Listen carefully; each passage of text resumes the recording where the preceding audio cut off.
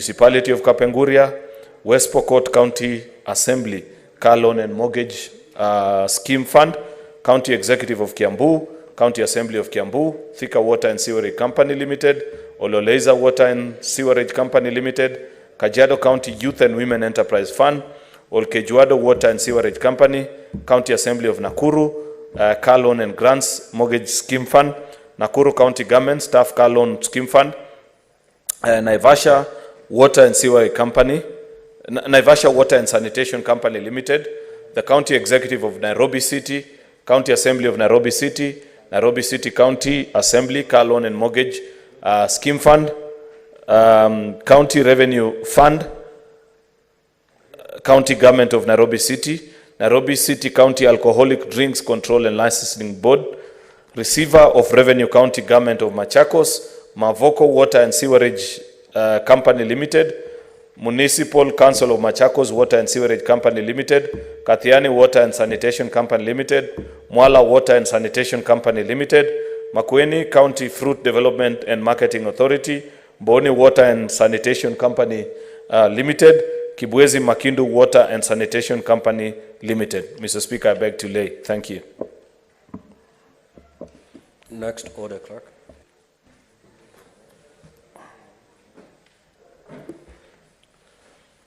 Order number 6, notices of motion.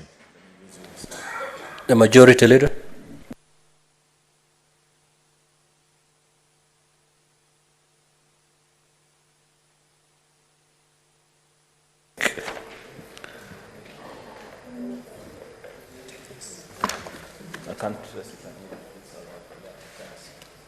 Thank you, Mr. Speaker. I rise to give notice of the following motion, that aware that the Senate of Kenya is established under Article 93 of the Constitution, and its main role, as set out at Article 96, is to represent, serve, and protect the interest of counties and their governments.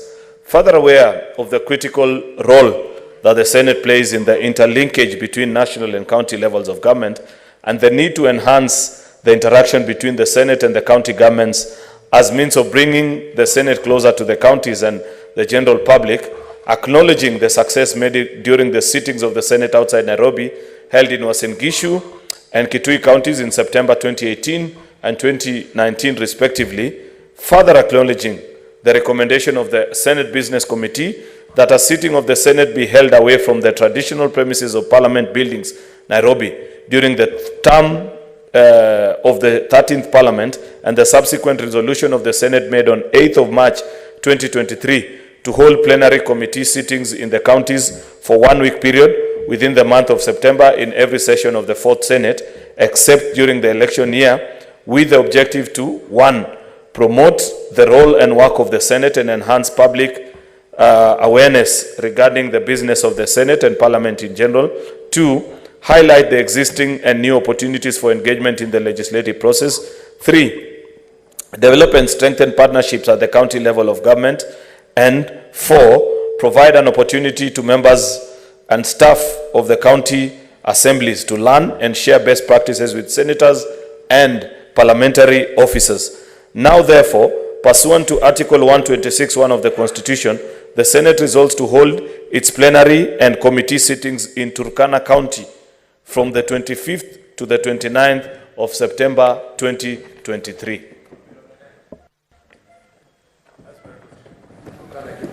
Next order.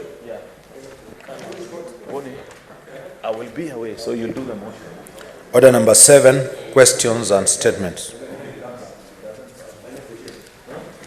Statement pursuant to Standing Order 53-1, the Honorable Chirangei.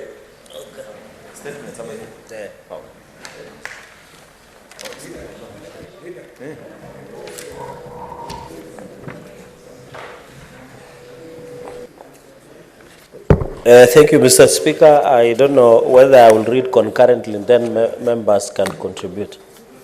Just read the three of them. Three requests. Okay. Stand guided, Mr. Speaker, sir. Mr. Speaker, sir. Senator Kinyua, you know there's a difference between the floor here and the lounge out there. Kindly reminding you. You know, Mr. Speaker is our employer. It is good you are the one reprimanding him. Request for statement on private employment agencies in Kenya. Mr. Speaker, sir, I rise pursuant to Standing Order 53-1 to seek a statement from the Standing Committee on Labor and Social Welfare regarding the private employment agencies in Kenya. Mr. Speaker, sir, in the statement, the committee should, 1, outline the requirements that a private employment agency must fulfill before it is officially registered and granted approval to operate in Kenya. Number 2, Mr. Speaker, sir, provide a list of private employment agencies currently operating in the country, stating the registration status of each company. Number 3, Mr. Speaker, shed the light on the claims by the National Employment Authority Integrated Management System, NAIMS, that a number of private employment agencies are operating with expired license. Number 4, disclose the total number of Kenyans who have secured employment abroad through private employment agencies, indicating the agencies involved in this placement. And finally, Mr. Speaker, on this statement, articulate any measures that the National Employment Authority or NEA has undertaken to combat the rising cases of Kenyans being exploited by the private employment agencies in securing jobs abroad or overseas. Number 2, Mr. Speaker, sir, request for statement on plans to install device management system, DMS, as spyware on phones. Mr. Speaker, sir, I raise pursuant to Standing Order 53-1 to seek a statement from the Standing Committee on Information, Communication and Technology on plans by the Communication Authority of Kenya, CAK, to install device management system, DMS, as spyware on our phones. Mr. Speaker, in the statement, the committee should, 1, explain the rationale for the installation of DMS on phones, noting that it is likely to compromise the security of phone users' data and to infringe on people's privacy.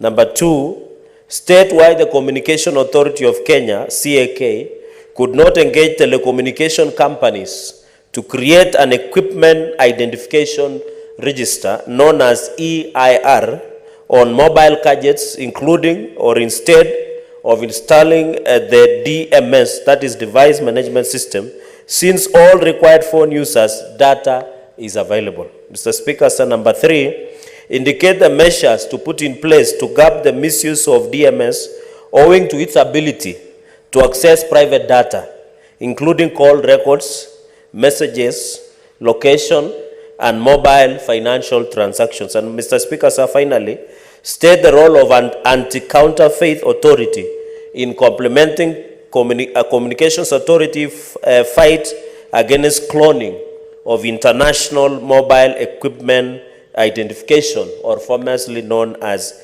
EMI. Mr. Speaker, that's the second statement. Finally, my final statement, Mr. Speaker, sir, request for statement on the plan relaunch of Strategic Food Reserve, or known as SFR.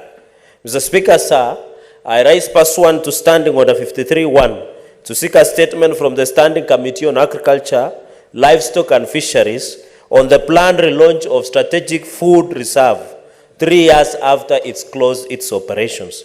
In the statement, Mr. Speaker, sir, the committee should, 1, provide a timeline for the operationalization of Strategic Food Reserve, stating when the National Treasury will release Kenyan shillings 15 billion needed to revive the program, and further state the types of food commodities to be included in this program. Speaker, sir, number 2, provide a list of all strategic food reserves stores to be reopened, indicating plans in place even to have the stores close to farmers for easy accessibility and address congestion in the said stores, as was the case in the past. And finally, Mr. Speaker, sir, clarify whether the Strategic Food Reserve will import food commodities for their reserves, or what we call Strategic Food Reserve, or if there are measures in place to help Kenyan farmers produce sufficient food locally to stock our stores and ensure there is food security. Thank you, Mr. Speaker, sir. Senator Kenywa. Asante Bwana Spika. Nataka kuunga mkono taarifa ambayo imeletwa na Senator Cherargei, Bwana Spika, kuhusu haya mashirika ambayo yanajihusisha na kuajiri wananchi. Bwana Spika, haya mashirika yanapaswa yapigwe msasa na yaangaliwe kwa kindani, kwa sababu mashirika mengine Bwana Spika yamekuwa yakijihusisha kuwapora, kuwaibia na kuwalagai wananchi wa Kenya Bwana Spika. Kwa hivyo serikali inapaswa ishughulikie hili jambo, kwa sababu wananchi wengi wamekuwa wakigandamizwa na haya mashirika, kwa sababu ndio katika nchi yetu ya Kenya watu wengi wanatafuta ajira. Mashirika haya yanachukua hilo jukumu kwa sababu wanajua watu wengi wanatafuta ile ajira, wanawaitisha hongo, wanaitisha hela. Na jambo la kuvunja moyo Spika zaidi ni kwamba haya mashirika hayawatafutii wale wa Kenya baada ya wao kujitolea mhanga kupatia zile mpaka pesa, lakini unapata Bwana Spika wanabaki kuwalagai Bwana Spika. Ni vizuri Bwana Spika haya mashirika ambayo yanajihusisha na hayo mambo yakuwa yameangaziwa Bwana Spika, ndiposa wa Kenya waweze kuwa na imani na hayo mashirika Bwana Spika. Kwa sababu Bwana Spika, tumeona wananchi wa Kenya wakipata tabu, maafa, kuchapwa na Bwana Spika, hata wengine wanapaswa wanajisiwa kwa sababu wamechukuliwa na haya mashirika wakapelekwa katika nchi za ugenini Bwana Spika. Alafu unapata Bwana Spika wanabaki wako katika mikono ya hawa wakora. Bwana Spika. Kwa hivyo Bwana Spika, serikali iliangazia hili jambo. Nataka kumpongeza Senator Cherargei kwa kuwa katika mstari wa mbele kwa kushughulikia hii mambo, na yeye anajua yeye ni mwanaharakati wa chama cha UDA na anazingatia watu walio chini, na yeye amekuwa katika mstari wa mbele. Bwana Spika, nashukuru na nasema asante kwa Mheshimiwa Senator Cherargei. Senator Enoch.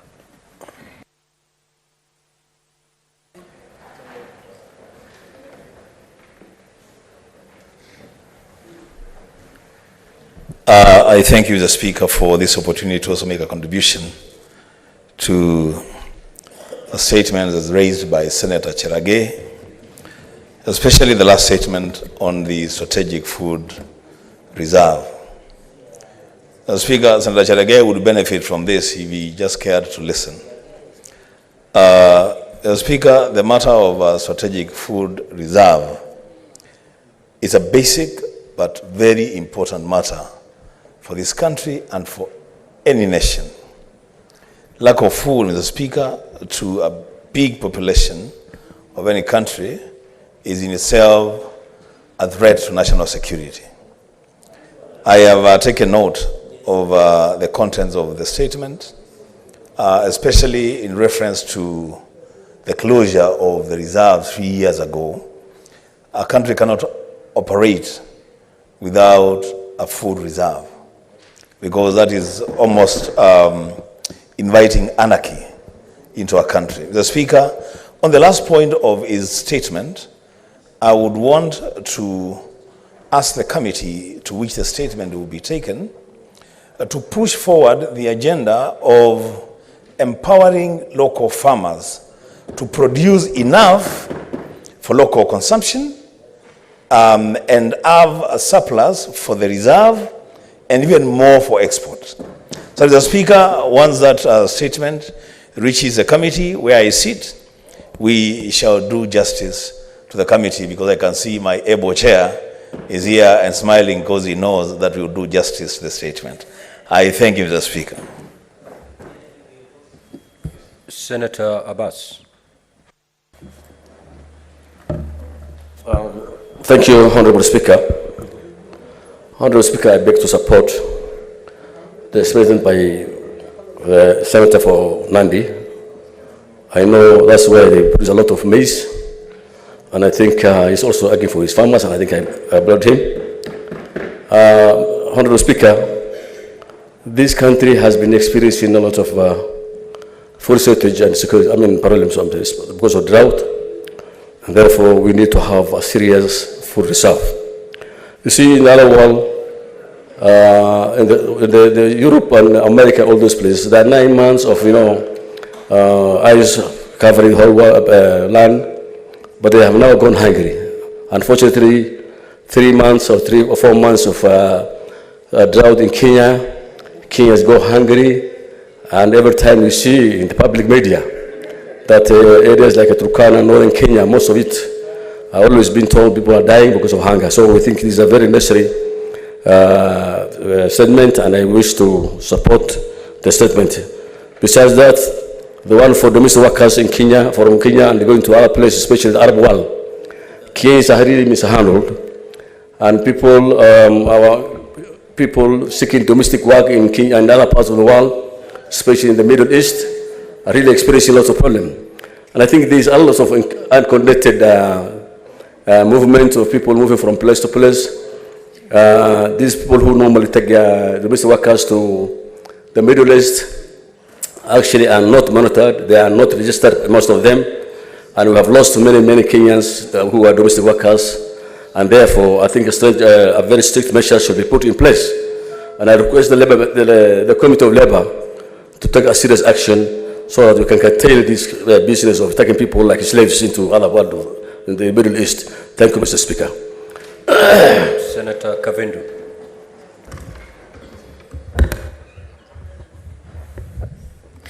Thank you, Mr. Speaker, for giving me this opportunity to contribute to the statement by Senator Cheregai about the agents that take our people outside the country. Mr. Speaker, I think this is a very timely statement, and I would pray that the committee that this statement is taken to will also go further and check on the way these girls are taken from here, and if they can also be trained on how to go and stay there, because most of them, once they arrive there, their passports are taken away, their mobile phones are taken away, and so they have no communication with anyone. And even when they find that the terms and the conditions of the work is not as they had been told, there is nothing they can do about coming back because they have no communication, they have no passports. And so, Mr. Speaker, I thank you and I support this statement by Cheregai. Senator Mbugua. Thank you, Mr. Speaker.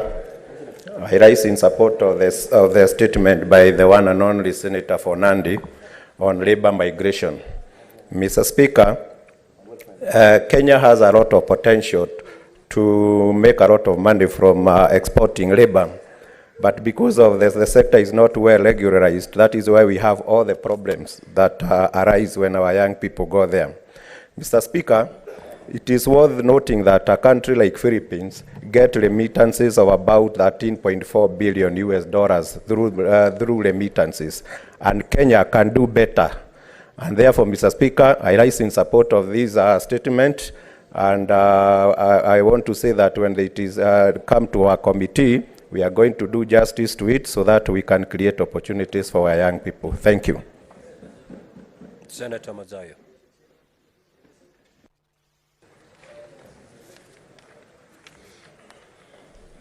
Asante Bwana Spika. Bwana Spika, kwanza nataka kumpatia kongole ndugu yangu kwa kuleta hii taarifa wakati huu ambao unafaa. Bwana Spika, unaelewa kwamba watoto wetu wengi wanakwenda katika kutafuta mapato katika nchi za ugaibuni. Huwa mara nyingi wakiondoka hapa, wanaondoka ikiwa tunajua anwani zao, tunajua simu zao za mkono, lakini mara tu wanapofika kule huwa ni shida sana kuwafikia. Tumekuwa na vifo wakifanya kazi katika utendakazi wao, wamekuwa wakipatwa na saa nyingine na kupoteza maisha. Bwana Spika, ni lazima, na amefanya jambo jema sana Senator wa Nandi, mchapa kazi, kwa kusema kwa kuandika taarifa yake kwamba ni lazima yale makampuni ambao yako hapa yanachukua watoto wetu yakiwapeleka kule kwenda kufanya kazi, ajibike kuona kwamba wale watu wetu kule wanakokwenda wanakujua, na wakati wote shida ikitokea tunaweza kwenda tukawauliza watoto wetu mliwachukua mkawapeleka mahali fulani, sasa wamesema ya kwamba kuna shida wanatakana warudi. Bwana Spika, utaona ya kwamba kuna upungufu wa kuweza kujua watoto wetu wanaotoka hapa kwenda nchi za Uarabuni kwenda kufanya kazi, wakifika kule wanafanya kazi wapi?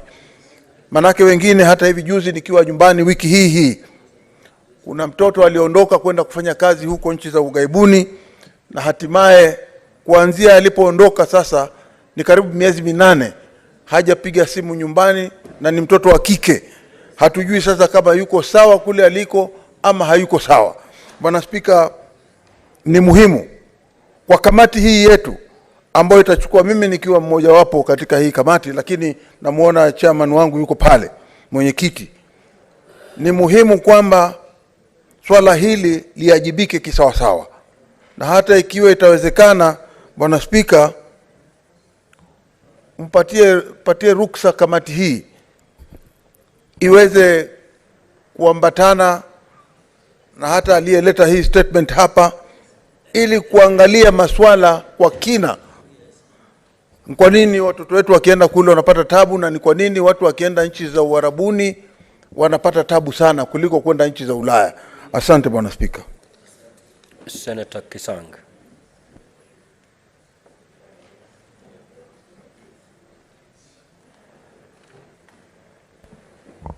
Thank you, Honorable Speaker. Honorable Speaker, I rise to support the statement by Honorable Cherarke. Honorable Speaker, the one on strategic food reserve, I know for a long time, since 1970s until recently when they suspended this SFR, the number of bags of maize that they used to store was about 2 million a year, and they, as soon as maybe the committee does its job and the SFR is revived, they need to increase the number of bags in that strategic reserve, Honorable Speaker, because if they maintain 2 million that they used to maintain 1970s and 80s, our population has risen from 14 million to 50 million. So they need to increase the number. Secondly, Honorable Speaker, they put these particular stores across the country, especially regions where they don't grow maize. And as the statement has said, we also need to add other types of food, maize, beans, and maybe others, green crumbs, so that our people can access easily when there is shortage. You know, there is a lot of clamor for food, that the cost of food has, and the cost of life has risen. It is because we did not put enough bags of maize across the country. And there was a time when we had a lot of harvest, and there is likely to be a good harvest this year. So they need to move with speed so that our people don't have to starve. The prices of food doesn't have to go up because we don't have, we are not strategic in storing our food. Even in the Bible days, Israel, you remember the days of Joseph, you know, they stored food for 7 years. So we, even as a country, we need to be strategic. Well, I'm not saying they store for 7 years because the food can go bad. Maybe 3 years. And then every year, we put in the same, maybe it's 5 or 6 million. But as soon as it reaches 4 years, we sell what is excess in case the country is stable in terms of food security. And then on the one on the Employment Bureau, Honorable Speaker, we know how people have suffered, especially those who have gone to the Arabian country. So these people need to be vetted well. They need to be registered both with the Ministry of Labor and also Ministry of Foreign Affairs. And we give conducts so that we monitor regularly. Even our embassies, the embassies or missions abroad, they need to have a database of our people so that in case there are issues, they should even be going for celebrations like the Madaraka Day we have on Thursday. Our missions abroad should be having conduct of our people and even celebrate with them so that we know they're in good health, they're in good position. Honorable Speaker, I support these two statements. Senator Muma.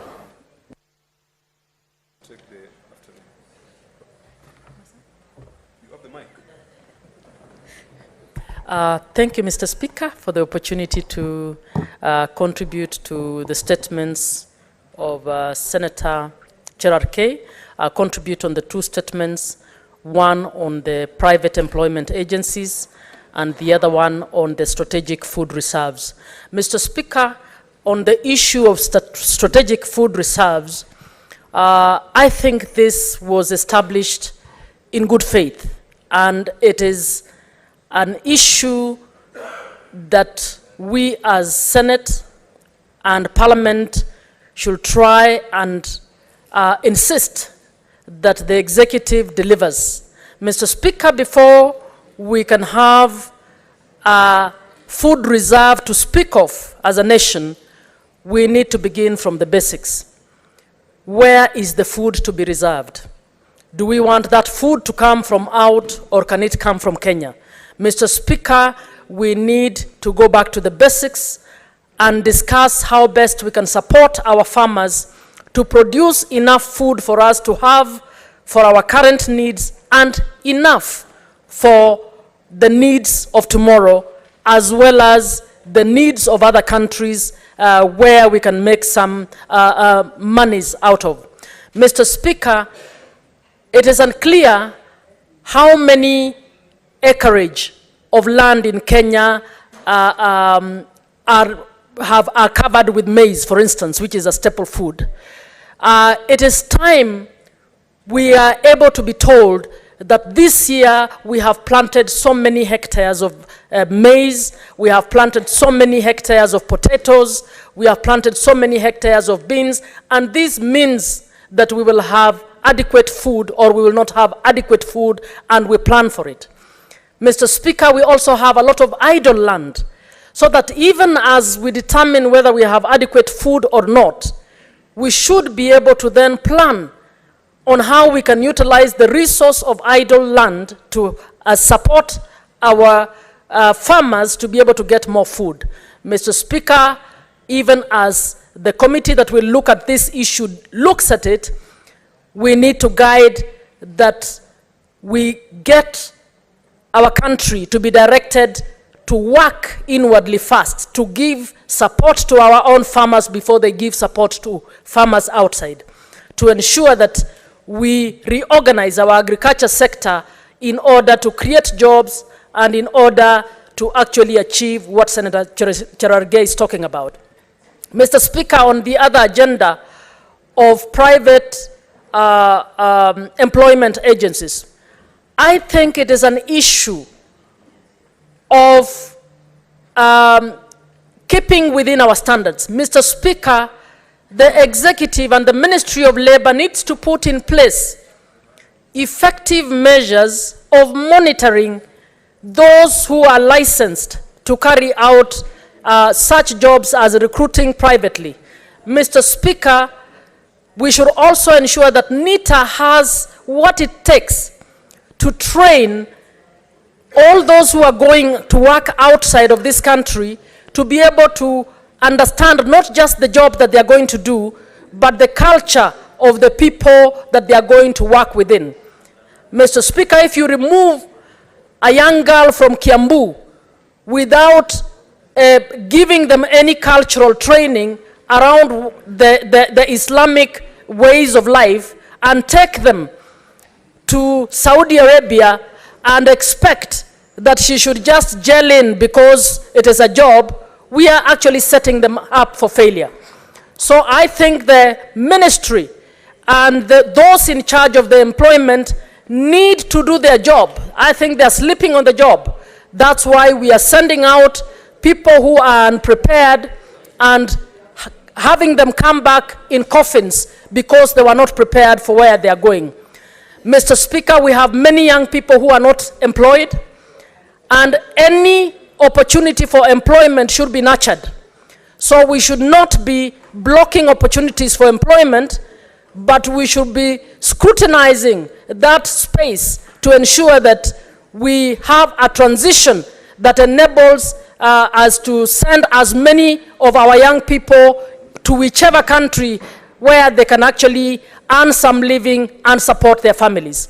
So this is about strengthening our investigative and our standards departments to ensure that those standards are applied without fear, without favor, and that no agency is able to get away with substandard ways of implementing the Constitution and the laws that apply on employment. Thank you, Mr. Speaker.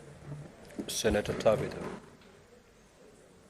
Senator Tabitha Mutenda.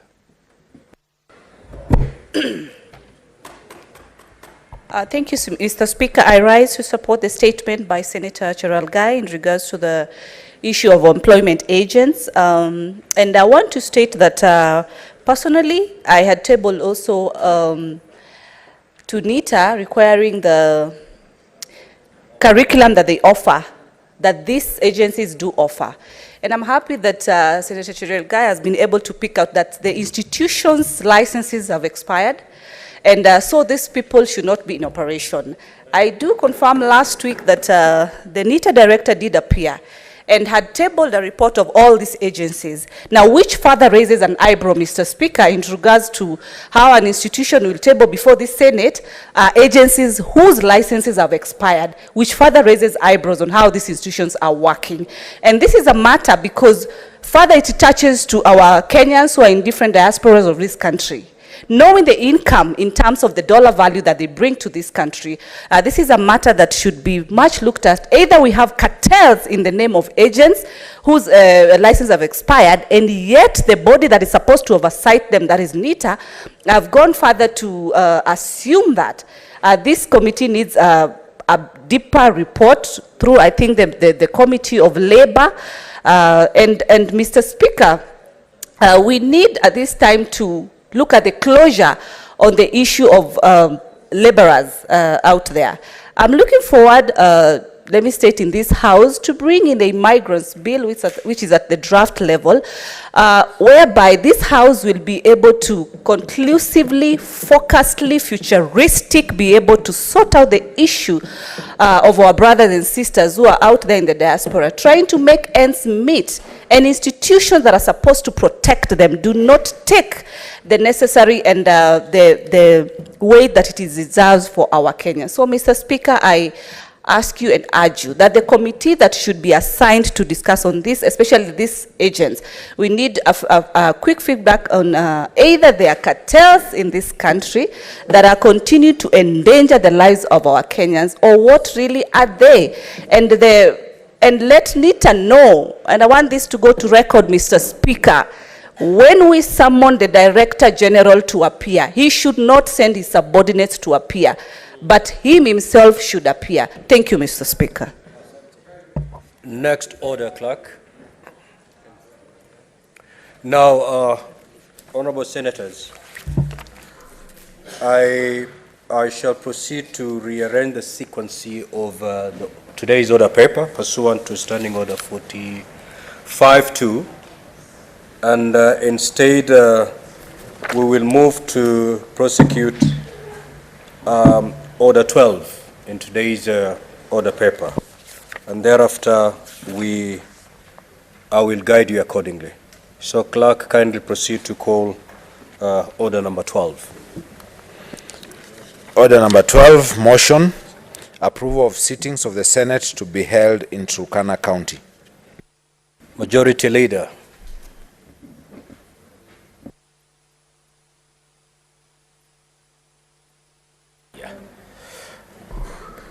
Where is that? Thank you, Mr. Speaker. Mr. Speaker, sir, I rise to move the following motion. That aware that the Senate of Kenya is established under Article 93 of the Constitution, and that its main role, as set out in Article 96, is to represent, serve, and protect the interests of the counties and their governments, and further aware of the critical role that the Senate plays in the interlinkage between the national and county levels of government, and the need to enhance the interaction between the Senate and county governments as a means of bringing the Senate closer to the counties and to the general public, and acknowledging, Mr. Speaker, that the successes made during the sittings of the Senate outside Nairobi, which were held in Uasin Gishu and Kitui counties in September 2018 and in September 2019 respectively, further acknowledging that the recommendation of the Senate Business Committee that a sitting of the Senate be held away from the traditional premises in Parliament Buildings, Nairobi, during the term of the 13th Parliament, and the subsequent resolution of the Senate met on the 8th of March 2023 to hold the plenary and committee sittings in the counties for 1 week period within the month of September in every session of the 4th Senate, except during an election year, with the objective of 1, to promote the role and work of the Senate and enhance public awareness regarding the business of the Senate and Parliament in general, and 2, highlight existing and new opportunities for engagement in the legislative process, and 3, to develop and strengthen partnerships at the county level of government, and 4, provide an opportunity to members and staff of the county assemblies to learn and share best practices with senators and parliamentary staff. Now, therefore, pursuant to Article 126(1) of the Constitution, the Senate resolves to hold its plenary and committee sittings in Turkana County from the 25th to the 29th of the month of September 2023. Mr. Speaker, as I move this motion, actually, as read, it justifies all that I would have said. The only thing I would like to add, Mr. Speaker, is that once upon a time, there was a place in the United States of America called the Wild West. It was the semi-arid, arid part of the US that had what was thought to be of no value. So the majority of the settlers, when they came in the US, they settled in the lower parts of America on the, Mr. Speaker, eastern coastline for good reason. The climate was right, the vegetation was good, it was beautiful, it was littered with quite a number of lakes. You know the beauty of the US. However, somebody went to California and discovered gold. And then there was a gold rush to California. Today, Mr. Speaker, California state is the 5th largest economy in the world. The economy of California state is the 5th largest economy in the world. Why? Because of that discovery. I would love that Senate goes to the Turkana. God was not a fool to make the people of Turkana to live for so many years under so much suffering, but still be there, and then subsequently open our eyes that, wait a minute, there's some gold here called oil. I believe, despite the challenges the Tulo company is going through, Mr. Speaker, that oil is going to become economically viable. And I can assure all the doctors who I see scrambling in Nairobi here, they all be practicing medicine in Turkana, because all the Kenyans who are in the bracket of who is who will be living in Turkana to enjoy part of that wealth. So let us, as leaders of this country, not wait until Turkana has been made rich because of the oil before we go there.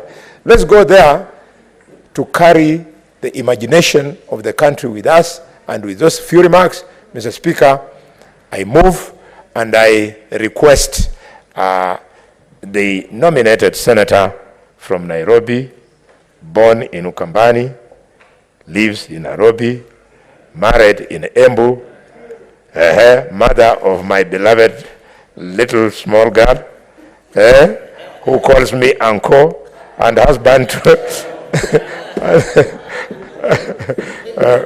the Senator Tabida Senator Boni. Mutinda.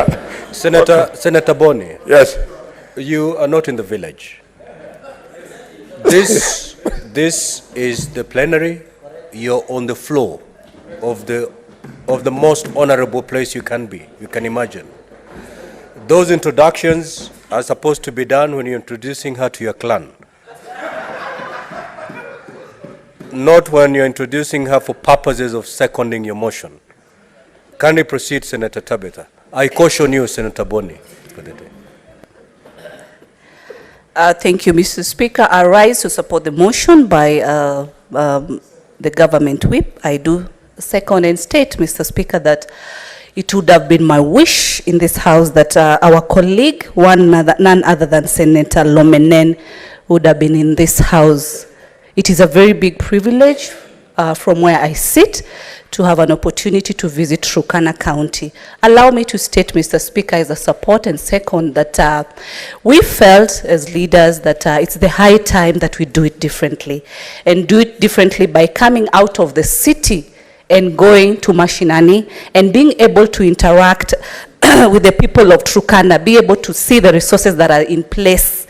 It is through this that we actually embrace devolution, we actually embrace the county issues that we're keeping on embracing each and every time. So with those few remarks, Mr. Speaker, I do second.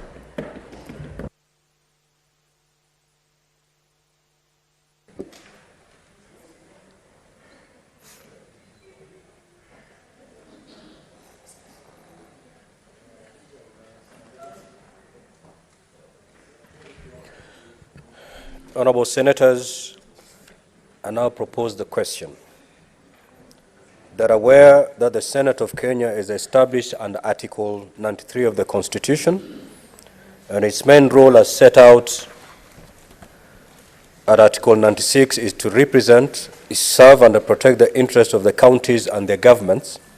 Further, aware of the critical role that the Senate plays in the interlinkage between the national and county levels of government, and the need to enhance the interaction between the Senate and the county governments as a means of bringing the Senate closer to the counties and the general public, acknowledging that the successes made during the sittings of the Senate outside Nairobi held in Uasin Gishu and Kitui counties in September 2018 and in September 2019 respectively.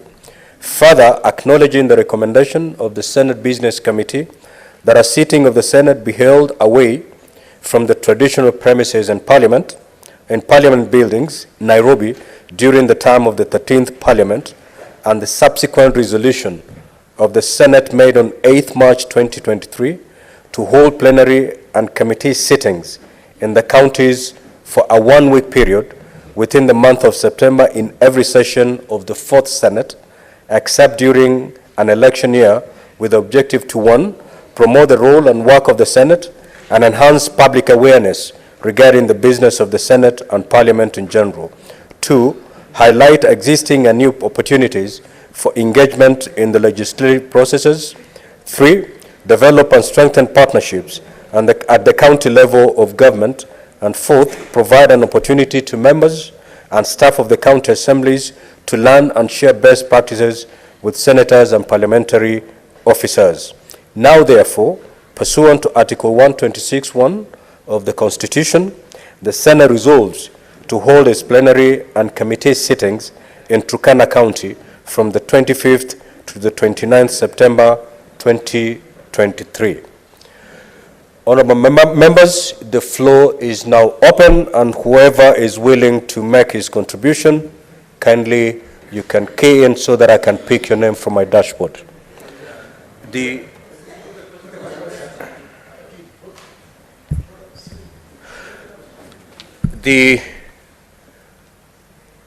I'm seeing members who are not in the House and yet their names appearing here. I thought we discussed these members. The Honorable Mazayo Stewart. I'm in the House. Mr. Speaker, Asante sana Bwana Spika. Bwana Spika, kwanza nataka kusema kwamba ni hoja nzuri sana. Ni hoja nzuri kwa sababu Bwana Spika, mahala kama Turkana, mimi nataka kusema ukweli ya kwamba sijaweza kufika, na nitapata nafasi ya kuweza kuonana na ndugu zetu wa Turkana. Litakuwa jambo zuri zaidi kuwa tutakwenda ama tutakuwa na kikao, ama ili bunge letu la Senate litakuwa na kikao huko Turkana. Bwana Spika, tukiangalia katika miaka karibu 50, nchi inayoitwa Dubai ilikuwa ni jangwa. Ilikuwa ni jangwa kabisa. Hakukuwa na rasilimali yoyote kule, ama ilikuwa haijawahi kuonekana. Lakini Bwana Spika, kwa mara ya kwanza ilipopatikana miaka 50 iliyokwisha, ukifika kule hivi sasa si jangwa tena. Vile vile tunasema kwamba nchi yetu hii ya Kenya, Turkana ni kwale ambako kampuni ya Tulo imeweza kuona ya kwamba kunayo mafuta ya maana sana katika ulimwengu, na ni jambo zuri ikiwa tutakwenda kule, na tuna hakika hata ikiwa sisi wengine tutakuwa hatuko, na hakika pengine katika hili bunge watakaobaki nikina ndugu yangu mdogo, pengine wakati huo atakuwa amefika katika miaka ya kuhesabu, lakini ni kwamba Kenya itabadilika wakati sisi tutaanza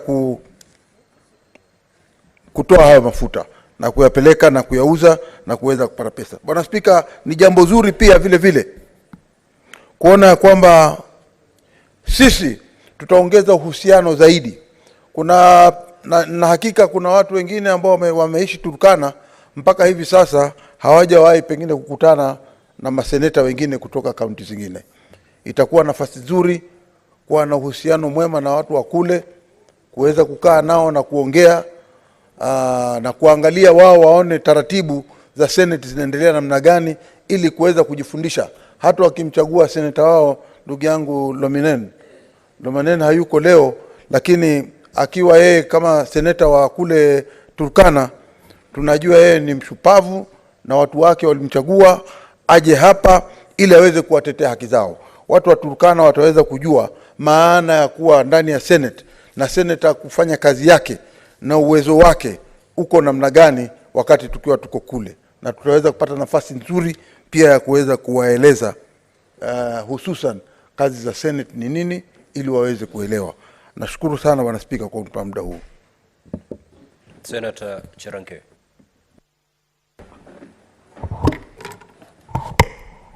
Thank you, Mr. Speaker, sir. This is a straightforward matter, motion, Mr. Speaker, sir. I want to laud the decision of Senate Business Committee and the decision of this House that we need to devolve. The Senate as a House is the epitome of devolution. People, the essence of devolution and creation and functionality, Mr. Speaker, sir, is to ensure that people understand the role of the Senate. There are so many misinformation about what Senate should do, whether they should have money to do development, what Article 96 is all about. And I think this is the opportunity for the great people of Turkana, Mr. Speaker, sir, to have opportunity to interact with the Senate. I remember in our last session, we were able to go to Wasingishu. And Mr. Speaker, I'm requesting the SBC to try and tailor-made the agenda that is biased towards what is affecting the people of Turkana. For example, we can work much on blue economy, challenges of food, drought, things that are based or affect the great people of Turkana than what is affecting the people in Nairobi. I don't expect the Senate to go and discuss about traffic jams in Turkana. We should be discussing something else like accessibility to water, challenges. I don't expect to go and discuss about glap noises, Mr. Speaker, or disco matangas, or what have you, Mr. Speaker.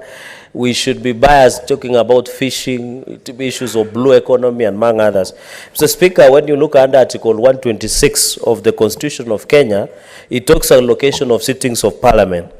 And for the benefit of Kenyans and the great people of Turkana who are watching and across 47 county governments, when you look under Article 126(1), a sitting of either house may be held at any place within Kenya and may commence at any time that the house appoints.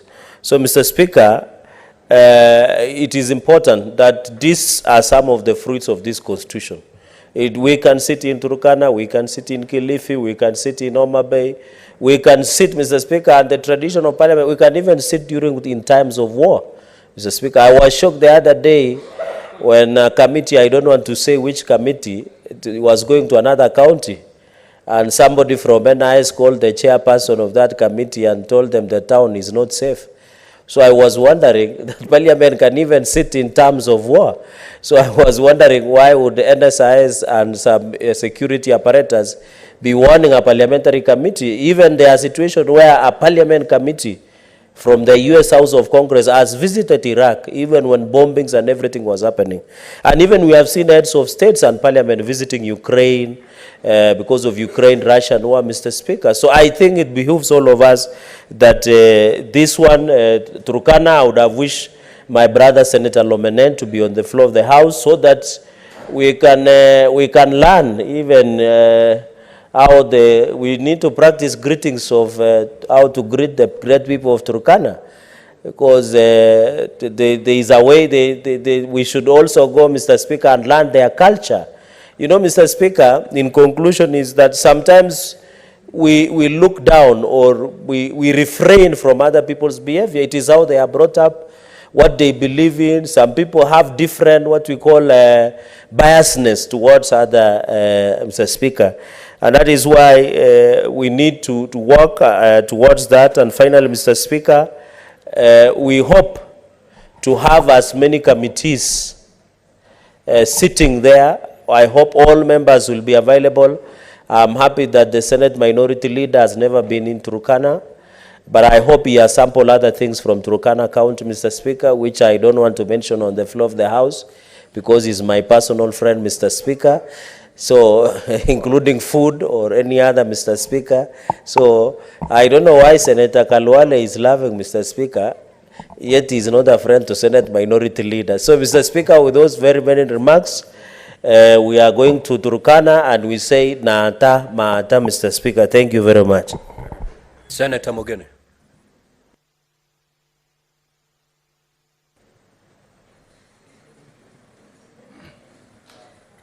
Yes, Mr. Speaker, sir, I want to be on record as fully and wholeheartedly supporting the motion on the floor that recommends that the sittings of the Senate be held in the county of Turkana.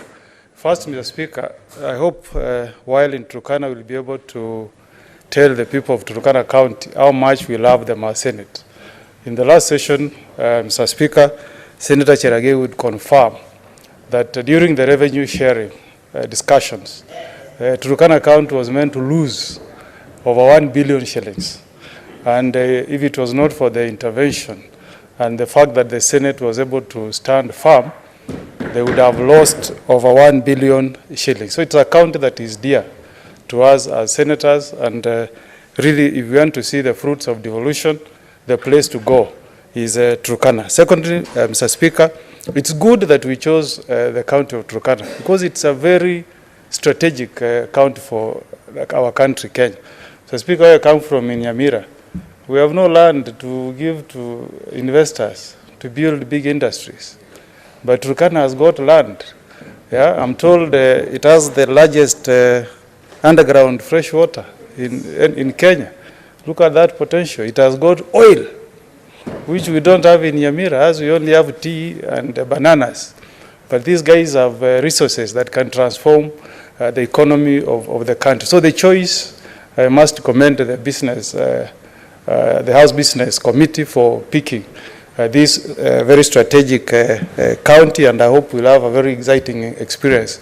So, Speaker, I want to agree with Senator Cherage that this should also give us an opportunity, Mr. Speaker, to go and do some audit on what the money that we said counties has done for devolution. This gives us an opportunity, Mr. Speaker. Let's go and see if the money that we have sent to Turkana has been able to give water to the people of Turkana. Let us look at the balls. The report that we have received, Mr. Speaker, indicating that balls have been sunk for the people of Turkana. This is a golden opportunity for us to go to the ground and we see whether what is on paper is really the position on the ground. Let's do our hospitals in Turkana.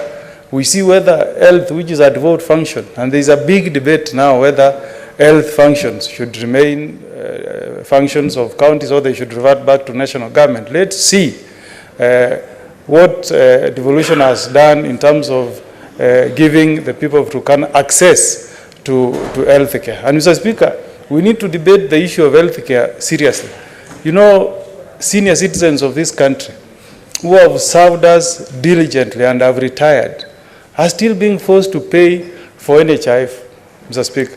In other countries, Mr. Speaker, it's people like Senator Halwale who are energetic and working, who should be paying for the senior citizens to access health care. They get free health cards, Mr. Speaker. And I want to be treated that way, Mr. Speaker. When I retire from this house, I want to serve this country in comfort, that when I retire, I will not trouble myself where to get money for high blood pressure or diabetes. And you know, we have an opportunity as leaders here to take care of our parents, our aging grandparents, Mr. Speaker. So when we visit counties, let's hear from counties like Turkana, what plans do they have in place to take care for the health of the people who reside in those counties. So, Mr. Speaker, I don't want to take a lot of time. I fully support this motion. I hope I will hear something about tapping livestock business. There are a lot of cows in Turkana. I mean, why, Mr. Speaker, why can't Turkana be exporting beef to Middle East? Yeah, we need to hear from the county of Turkana. What vision do they have to tap into that opportunity of livestock business? Because that land mass is big. People have about here. It's not a big deal to have more than 200 heads of cattle in Turkana. So we want them to tap that opportunity, export the livestock to the Middle East and other countries, so that we can transform the lives of our people. We should not take it like it's business as usual, that there are still Kenyans who are living on less than $2. We should not take it as business as usual. That's something that should trouble us, Mr. Speaker. And as leaders, we need to see what interventions we can put in place. With those few remarks, Mr. Speaker, I fully support the motion. Thank you. Senator Mandago.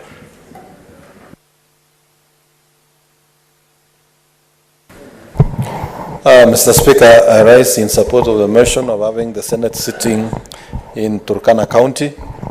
And Mr. Speaker, having benefited myself from the Senate Mashinani sitting, I would say this is a very, very important session for the Senate, as one of the things the Senate Mashinani has done, Mr. Speaker, is to actually build capacity in our counties, particularly on devolved function, Mr. Speaker. Mr. Speaker, on the aspect of accountability, Mr. Speaker, where we have the Senate Public Accounts Committee sitting in that county, Mr. Speaker, it affords the Senate Public Accounts Committee the opportunity not just to interrogate the books of accounts of that county and put the governor to task, Mr. Speaker, but it also gives opportunity to the Public Accounts Committee to actually meet the relevant heads of departments who are actually involved in the day-to-day running of the departments, Mr. Speaker, and are also involved in the preparation of responses for audit queries. And therefore, clarifications that are sought will be much more clearer, and even officers will then learn that the responsibility does not just lie with the governor in terms of accounting for the public resources of that county, but it also it lies entirely on the county government of that county. So, Mr. Speaker, that is an opportunity I would wish many counties can get a chance to host Senate Mashinani and benefit from this experience. Mr. Speaker, Turkana County is a very special county. It is the cradle of mankind. And as you are aware, Mr. Speaker, Turkana County hosts an annual festival called Tobonglore. I hope there will be a coincidence that when we shall have our Senate Mashinani, that festival will also be there, so that we can also explore the tourism potential of those counties. Mr. Speaker, it will be an opportunity also for Senate to publicize Turkana County as a county that is ready for investment, Mr. Speaker. Mr. Speaker, in the tourism sector, Turkana County hosts Lake Turkana, one of the biggest freshwater lakes we have in the world, and also the lake with the largest shoreline of over 70 kilometers, Mr. Speaker, and it is white beach sand.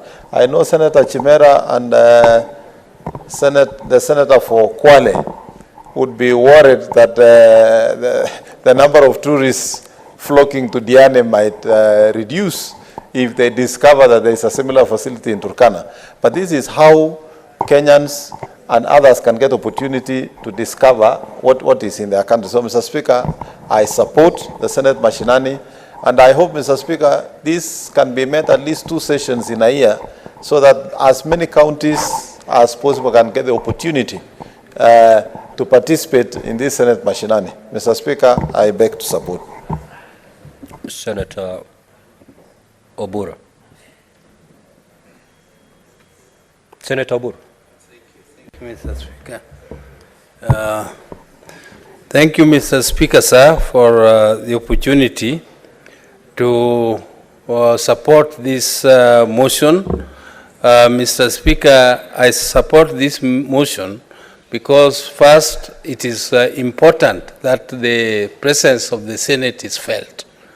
Kenyans should know what the Senate does, and a Senate Mashinani is one of the ways we can come closer to the people and they know what we are doing.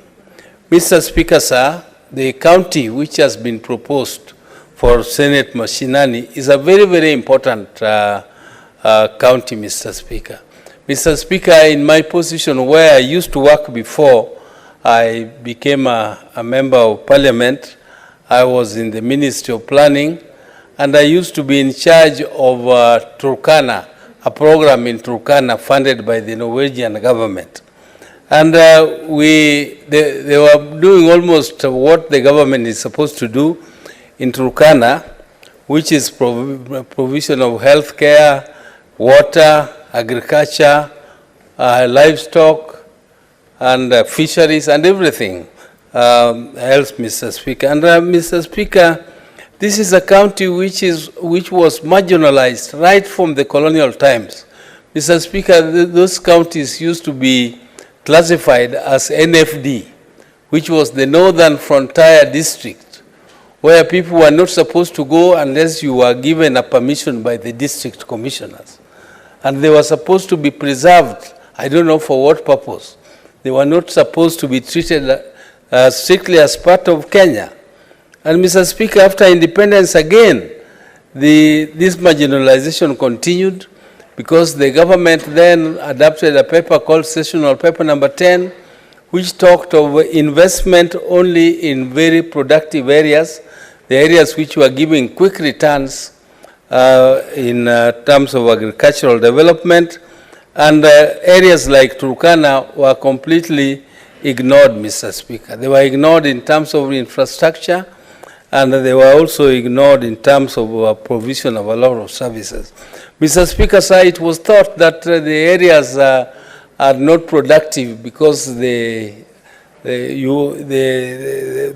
return per investment of a shilling was much higher than in the other, what was called the more productive areas. Mr. Speaker, what has been discovered now is that these areas are very, very rich in resources.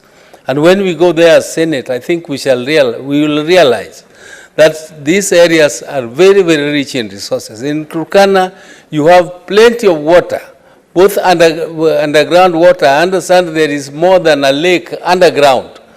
And they also have Lake Turkana, which is there and can be exploited. Mr. Speaker, sir, they have a lot of animals, and there is no reason why these animals cannot be turned into an economic activity instead of leaving them to be, to survive there, to overgraze on fragile land, and the land which is very fertile, which can also be used for irrigation. We used to do irrigation in a place called Katilu irrigation scheme, and it was very productive. So the land in Turkana, if you can utilize the water which is there and use the land for production, agricultural production, it can feed Kenya. Actually, Turkana can feed Kenya. So they can also have abattoirs there in Turkana, slaughter and sell meat in the Middle East, like my colleague Honorable Mogeni was saying. And we can also, the government of, I know that was not a handshake government, but maybe it was a handshake government between Uhuru and RUTO in 2013. They adopted a policy of using leather and textile as a way of creating employment in the country.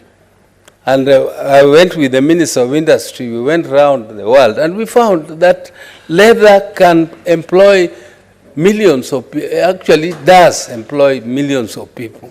And there is no reason why the animals in northeastern and Turkana particularly can be used to produce, not just to put up a leather industry, but even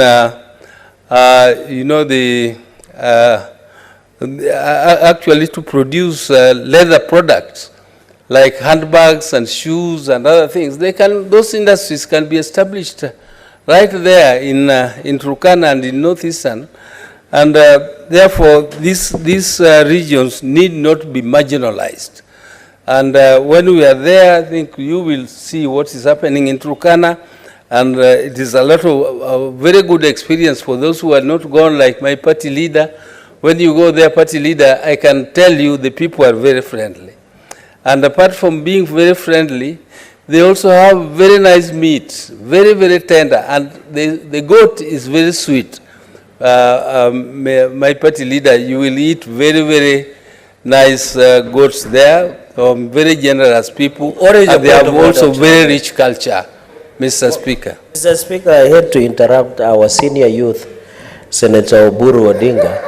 Understanding Order 105 on accuracy of facts, he says there is a party leader who will be visiting to, and making reference to a party leader in this house. I don't think, I have not seen Senator Roba. I don't know whether there is any other party leader. You know he's from, Mr. Speaker, you know he's from parliamentary group meeting, I understand, because party leader was there. Can he clarify, Mr. Speaker, sir?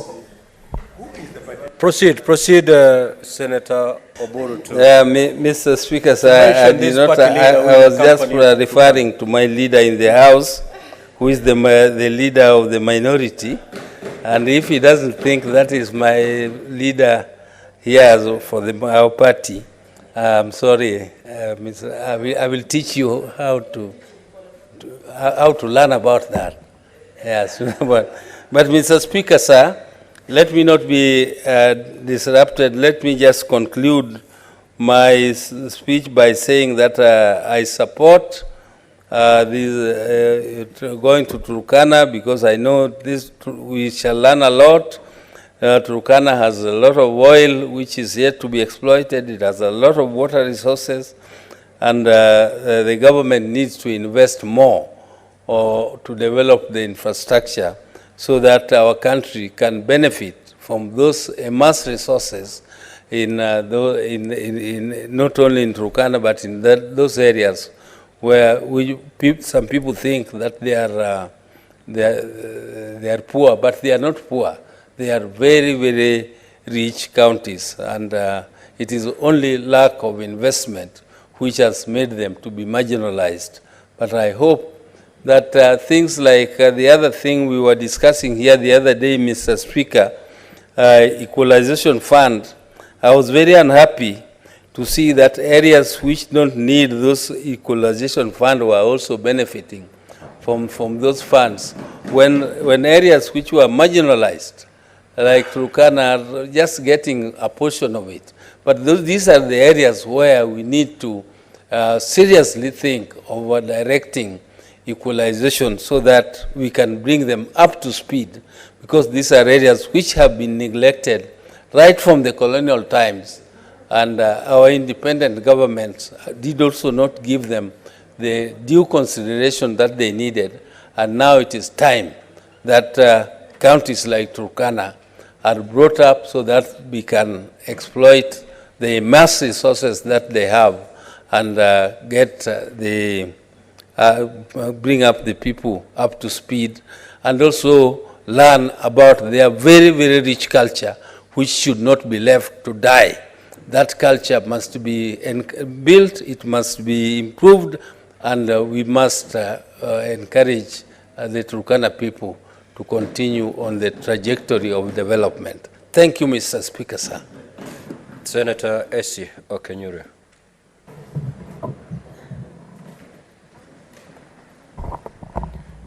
Thank you, Mr. Speaker, for this opportunity. I also want to support this move of holding the Senate sittings in the different counties with priority being given to Turkana. First, this will be a very good opportunity for young people who are aspiring to be senators or beyond senators, that they can actually learn from the best and have a one-on-one interaction with the various senators who will be in those sittings. And these young people will be very lucky. People like us never had such opportunity. And I actually wish this would even go to my county of origin in Kisii, so that people also see the kind of economic activities people down there engaging, like the soapstone cavings and very many other activities that we are engaging in. Mr. Speaker, this will also be an opportunity for the locals to actually see us engage on issues that are mostly affecting them. Mr. Speaker, this will also be an opportunity to boost the various people in those counties in different areas of business, because I know these senators will be promoting people who will be offering different services in Turkana County. And when I actually follow from what previous challenges the Senate incurred when they visited some of those areas, maybe we need to relook on that. There are some of the challenges that locals complained about, and I think this time those should be captured so that people can feel devolution fully. Mr. Speaker, this will also be a chance for us to get to know issues directly, and I hope it will be configured in such a way that we will accommodate issues that concern Turkana people, so that they also hear how fruitful the discussions will be, or what issues we can actually commit as a Senate on picking. So, Mr. Speaker, this is a very good and timely move several years after we got devolution. And I'm one of those people who believe that devolution is a very good thing. The other time I visited Ahero sub-county hospital mortuary, and I would see that in as much as that hospital does not have fridges to preserve the dead bodies, whatever preservation techniques we're using still were ensuring that the bodies are in good condition. So, Mr. Speaker, that shows you several years back, maybe this county would have bodies decomposed. But as a result of the initiatives that have been put in place by the county government, you can see the people in Ahero receive attention anytime they have issues. And those are some of the good bits of devolution that we, as a house, should support and help county governments achieve. So, Mr. Speaker, I want to say that's a very good initiative. I'm looking forward to visiting Turkana County for the very first time since I was actually born, and also inspire the several young people who follow me from Turkana that you can actually be more than senator as I am. All your dreams are valid. Kenya is a country of all possibilities. Thank you. Senator Dulo.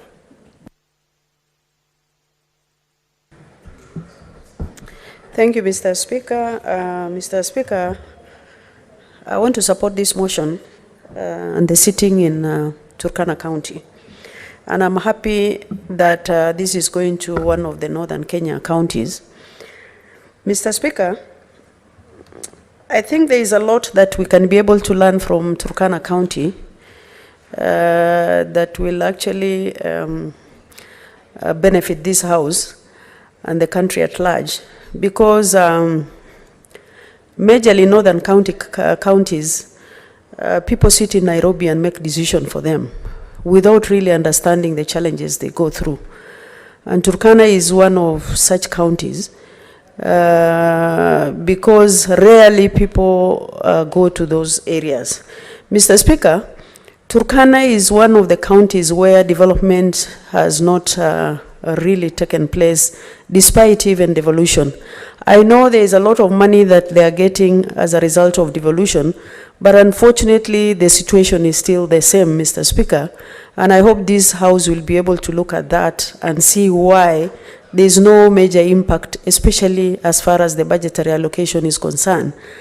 I know there is a lot of insecurity in Turkana, where people are killed every day as a result of cattle rustling with the neighboring counties and also countries, Mr. Speaker, and I think maybe when we visit those areas, we'll be able to understand the reason why the issues of cattle rustling are still happening in Turkana and other northern counties. Mr. Speaker, the issue of petroleum, and I hope some motions that are going to, or maybe statements that will come on the floor of the House that day will be able to address certain issues affecting that particular area. And unfortunately, the senator for the area is not here. But I think issues of insecurity has really affected Turkana County, where development is not really taking place, Mr. Speaker. This has been a challenge to them. I know very well there is a lot of tourism attraction in Turkana County, and especially even the cultural bit where Turkana County is actually, mothers are making a lot of beads, which they should have even sold to tourism. Again, the culture is very rich, Mr. Speaker, and I think maybe arrangement can be made, especially when the sitting is taking place. We can actually benefit from the traditional dances that Turkana County can actually provide, which, if tourism is happening in that part of the county, should have given Turkana County a lot of money. Issues of petroleum, there is so much expectation, Mr. Speaker, from petroleum, but unfortunately up to now, communities have not seen the benefit that is accruing from petroleum. The animals, I know there are so many senators who have just stood here and said that Turkana County has a lot of animals. It was true then, but unfortunately, Mr. Speaker, many of the animals from northern Kenya are swept by the drought. Majority of people are poor today. And I think it's high time we should be able to really know how to mitigate a drought in those parts of the country. Of course, you've seen a situation where, Mr. Speaker, that people turn to traditional fruits to feed their children and to feed their families. Really, 21st century, that is a very serious situation, and as a country we must be able to look at it and really address what are the causes, and again find a solution for it. Mr. Speaker, Turkana has a lot of underground water, but much intervention and exploration of the same water has not been done, because Turkana has a lot of land. But if the country is serious and also the county is serious, Mr. Speaker, irrigation should have taken place where people can be able to plant food or grow food and plant trees so that they can mitigate the drought situation in those parts of the country. Mr. Speaker, again, I know, having been in this house for quite some time, there are issues of misappropriation and misuse of budgetary allocation, and I hope the relevant committees, when they go on the ground, they should be able to look at that and see how they can actually look at their books and see why the budget allocation has not been utilized properly, and those who are actually behind that are not brought to books. With that, Mr. Speaker, I support, and I hope members will be able to travel on that particular week to be able to really sit in Turkana and see how they can support the communities that will visit. I thank you, Mr. Speaker. Senator Wafula. Mheshimiwa Spika, kwa nafasi hii, kwanza ni kushukuru na waliohusika kuchagua Turkana kama eneo lililoteuliwa kwa Senate kufika huko na kufanya mikutano huko. Kihistoria, maeneo ya Turkana yamekuwa eneo ambalo limetekelezwa, eneo ambalo Wakenya walikuwa wanasikia tu kuhusiana na maisha ama vita dhidi ya wanaoishi katika maeneo hayo. Lakini kwa sasa, kutokana na uamuzi wa bunge, tutakwenda kule mashinani kutana na wananchi, na vile wenzangu wamesema, itakuwa wakati sisi kutia msasa hatua za ugatuzi kwa miaka 10. Fedha ambazo tumekuwa tukipitisha kwenye bunge la Senate ziwe zinakwenda mashinani. Pesa hizi zitaweza kuonekana kama ni maji yalichimbwa, vidimbwi vya maji, iwapo ni barabara, iwapo ni pesa zilitengwa kwa ukulima na mifugo. Tutaweza kujionea kwa macho iwapo hizo pesa zimeafiki malengo ya ugatuzi kule Turkana, ama kuna wachache ambao wamekuwa nazigatua kibinafsi na kufanya miradi ya maendeleo kule Turkana. Vile vile yale ambayo yamekuwa naibuka vita dhidi ya jamii husika kule Turkana na majirani zake, tutaweza kufika kujionea kwa macho na kuwasikiza wenyeji, ili tunaporudi katika mipangilio na ratiba ya bunge tuweze kusimama kidete na ugatuzi na kuhakikisha kwamba watu wa Turkana na majirani zake wanaishi kwa umoja, kwa upendo, na hivi kwamba Kenya iweze kusonga mbele. Jambo lingine ambalo lazima tutaweza kuangazia ni mipaka yetu na nchi jirani ambayo Turkana inapakana nao.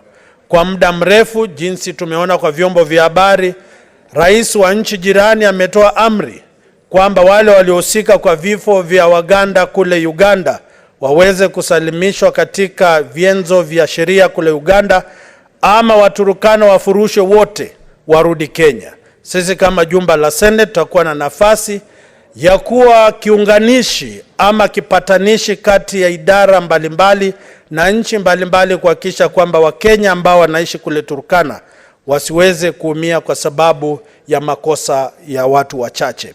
Vile vile, jinsi mheshimiwa ndugu mzalendo mheshimiwa Oburu amesema, sisi kama serikali ya Kenya Kwanza tulikuwa na mkataba na wananchi na tulifanya vikao katika kaunti zote.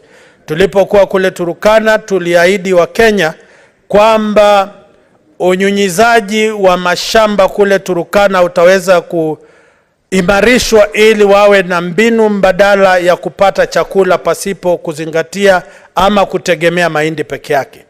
Sisi kama kamati ya ukulima tutataka kujua serikali imefanya yapi kuhusiana mpangilio wetu wa kuimarisha ukulima kule Turkana, ufugaji wa mifugo na kuimarisha kipato cha mifugo ili watu wa Turkana watambuliwe kwamba wako Kenya.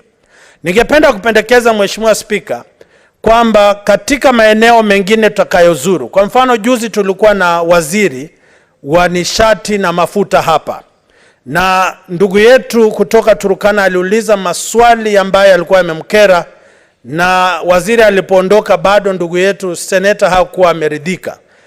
tutakapokuwa tunazuru maeneo mengine, tutakuwa tunawaalika wale mawaziri ambao wizara zao zinaafiki malengo hasa ya kaunti tunazuru, ili wenyeji wa kaunti hizo wasikize mawaziri hao kutoka mashinani. Iwapo hawaleti majibu yanayostahili, wananchi vile vile wasitusulubishe sisi maseneta na viongozi, lakini waweze kujua ni nani ambaye hafanyi kazi ambayo ametumwa ama aliyopewa na serikali. Sasa mimi naunga mkono hatua zetu za kwenda kule, na nikimalizia, Mheshimiwa Spika, kumekuwa na donda sugu la walimu kutoka maeneo mbalimbali kufunza maeneo tofauti. Tutakapokuwa kule vile vile tutataka kujua walimu ambao walihama kwenda maeneo mengine na wale walioko wanafiki idadi ya wanafunzi na changamoto, au kuna dosari ya elimu kule Turkana, kwa sababu tukiweka kwenye ramani na mchakato wa manufaa ya elimu, naamini kwamba Turkana inajizatiti, lakini bado haijafika kiwango ambacho kinastahili.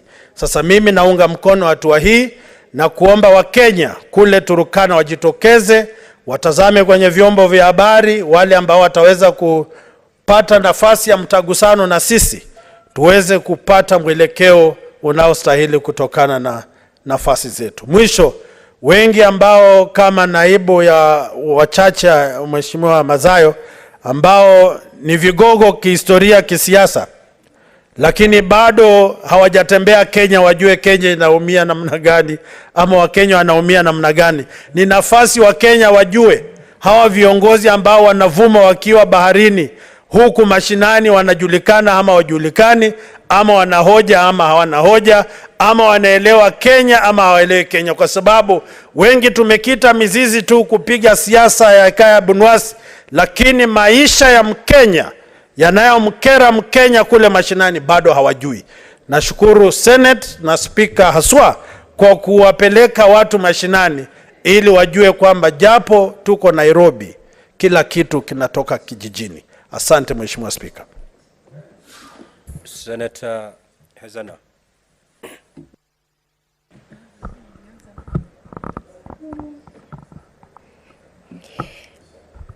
Thank you, Mr. Speaker, and I rise to support the motion by the bullfighter Honorable Boni Halwale, and I strongly support that it's about time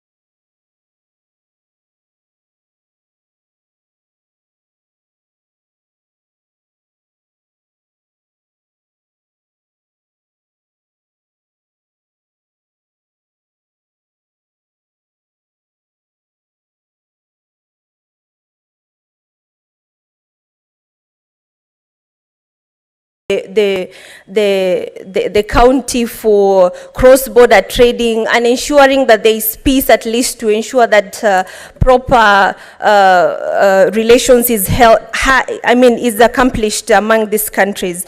Mr. Speaker, I've also heard that there was a discovery of underground water in Turkana, but unfortunately that the water is 7 times more saline than the recommendation by the World Health Organization. Mr. Speaker, I believe the recommendation was it would cost, is accomplished among these countries.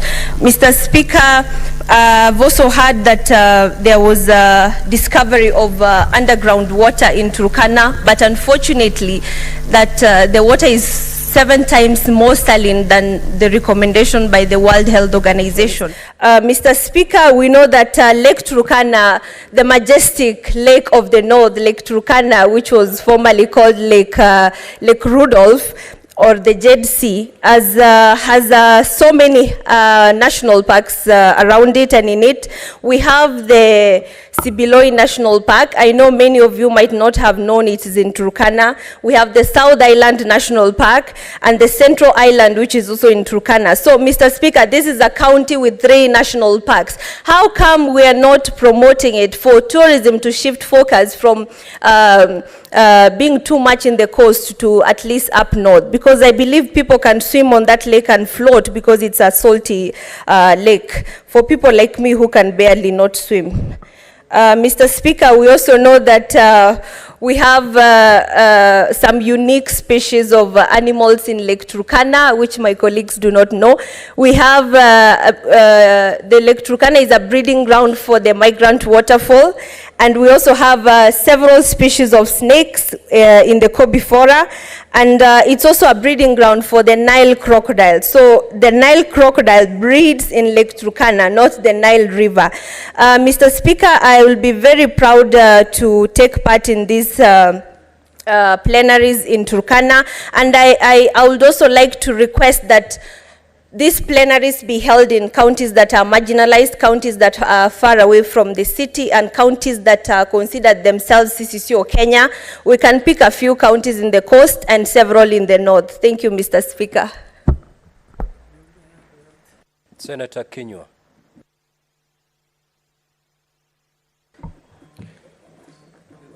Asanti, Bwana Spika. Kuanzia mwanzo nataka kusema naunga mkono mswada huu.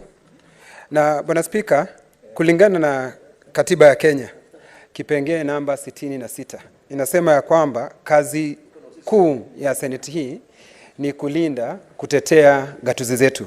Bwana Spika, itakuwa ni jambo la kuvunja moyo ikiwa sisi tutakuwa tunasema tunatetea gatuzi zetu na hata tuzifahamu na hatuzijui mahali ziko. Kwa hivyo sisi kutembelea gatuzi ya Turkana tutakuwa tukifanya jambo ambalo ni muhimu, kama vile kiongozi wa wachache alivyosema ya kwamba hajatembea sehemu ile, na si yeye peke yake, ni wengi Bwana Spika. Kwa hivyo litakuwa ni jambo zuri sisi kutembelea gatuzi zetu, tuweze kuzijua masaibu ambayo wale wanaoishi pale wanapitia, changamoto wanazozipitia, ama hata mambo ambayo ya manufaa wanayotenda ambayo sisi tunaweza tukaiga katika kaunti zetu Bwana Spika. Bwana Spika, kamati zetu ambazo tuko nazo hapa ningeliomba waweze kuwa na vikao pale. Kwa mfano, mambo ya usalama ndio swala ambalo limekuwa likisumbua ndugu zetu wa kutoka pale Turkana Bwana Spika. Kwa hivyo kamati yetu ya usalama ikiwa pale itaweza kulivalia njuga swala hili, na pengine kwa sababu watakuwa pale wataweza kuona ni jambo lipi ambalo wanaweza kulitatua. Bwana Spika, ni katika kamati ya elimu tumeambiwa ya kwamba shule za chekechea zilijengwa nyingi sana na gavana na Nok Bwana Spika. Itakuwa ni fursa nzuri kwa mwenyekiti wangu ambaye ni Senator John kutoka Murang'a, tuweze kutembea, kuziona na kuona zile hela ambazo walipewa zilitumika ifaavyo Bwana Spika, na tuweze hata sisi kuchukua yale mambo ambayo yamefanya pale na kupeleka katika gatuzi zetu Bwana Spika. Hilo ndilo jambo ambalo litasaidia sana, kwa sababu ikiwa tutakuwa tu ni kutembea na hatuwezi kusoma jambo lolote ambalo litapeka katika gatuzi zetu Bwana Spika, hakutakuwa na haja. Bwana Spika, jambo lingine ambalo ni muhimu, wale ambao wako katika gatuzi zetu, wengi hawafahamu kazi ya seneti ni gani. Bwana Spika, unapasa ukitembea mashinani wakikwambia tumemwona governor ametengeneza barabara, tunamwona mbunge ametengeneza shule ya msingi, lakini seneta hajafanya jambo lolote ambalo sisi tunaliona. Bwana Spika, kwa hivyo tukitembea katika gatuzi zetu, hawa wananchi wataweza kufahamu, kwa sababu tutaweza kushirikiana na wao, wataona tukijadili na tutaweza kufahamu kwa kindani, Bwana Spika, kazi ya seneta. Nakumbuka Bwana Spika, tulitembelea katika gatuzi ya Uasin Gishu. Bwana Spika, tuliweza kuangazia mambo ya ukulima. Bwana Spika, kamati yetu ya ukulima iliangazia shida zilizokuweko wakati ule kwa mambo ya mahindi. Bwana Spika, na Wakenya waliweza kujieleza kinauga-ubaga. Bwana Spika, na tukaweza kutatua shida walizokuwa nazo wakati ule. Bwana Spika, si ukulima peke yake. Bwana Spika, kamati ya afya Bwana Spika iliweza kutembelea hospitali ya Moi Teaching and Referral Hospital. Bwana Spika, shida zilizokuwa pale tukaweza kuzitatua, kwa sababu tulikuwa na wakati mwingi Bwana Spika, si kutembea na kurudi Nairobi. Bwana Spika, tulikuwa na wiki nzima katika mji ule. Bwana Spika, na nina hakika hata sasa Bwana Spika, tukitembea Turkana Bwana Spika, shida walizonazo, changamoto walizonazo, kwa sababu tutakuwa kamati zote zitakuwa katika gatuzi ya Turkana Bwana Spika, nina hakika tutaweza kutatua masaibu na shida walizonazo Bwana Spika, kwa sisi kuwa katika gatuzi ile Bwana Spika. Lakini hata ijapokuwa ninasema tunaenda katika gatuzi ya Turkana Bwana Spika, taarifa nilionayo ambayo si taarifa ambayo ninaweza kusema kwa kindani, taarifa ilisema ya kwamba Laikipia ndio ilikuwa imepewa kipaumbele Bwana Spika. Sijui ni lipi lilisemekana ya kwamba twende Turkana, lakini nakubali, naunga mkono, pengine wakati mwaka ujao unapokuja Bwana Spika, ningeomba tutembee Laikipia, kwa sababu Laikipia kama ni mambo ya ukame Bwana Spika, Laikipia ina ukame, kwa sababu ikiwa mambo yaliyokuwa yakiangaliwa yale yaliyoturukana kama ni ufugaji Bwana Spika, Laikipia sisi tumeombea katika ufugaji Bwana Spika. Ikiwa ni mambo ya ukame Bwana Spika, Laikipia vile vile shida ni ile Bwana Spika. Ikiwa ni mambo ya usalama Bwana Spika, Laikipia tuna ile shida. Kwa hivyo ningeliomba Bwana Spika, tukitoka Turkana tutembee Laikipia, ndio wananchi wa Laikipia waweze kuwaona viongozi wao waliobombea, waweze kumuona mwenyekiti wa chama ama Mheshimiwa Roba Bwana Spika, waweze kumuona Mandago, Senator Mandago Bwana Spika, waweze kumuona Cherargei, waweze kumuona Joe Nyutu, waweze kumuona Burfighter Bwana Spika, waweze kumuona Wamatinga Bwana Spika, waweze kumuona Chesang Bwana Spika, waweze kumuona Senator wa kutoka Makwiny Bwana Spika, na Sifuna wa hapa Nairobi Bwana Spika, na waweze kumuona Faki wa kutoka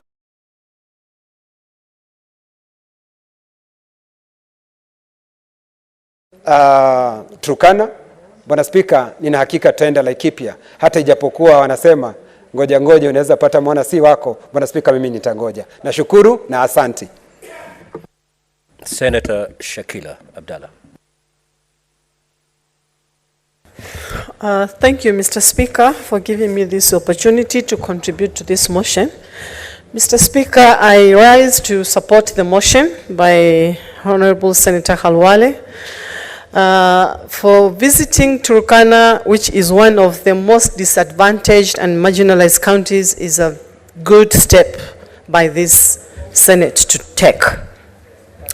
Honorable Speaker, this should not only be limited to Turkana, it should be actually given the opportunity and advantage to most of these marginalized counties, whereby to see what the devolution has done at the grassroots.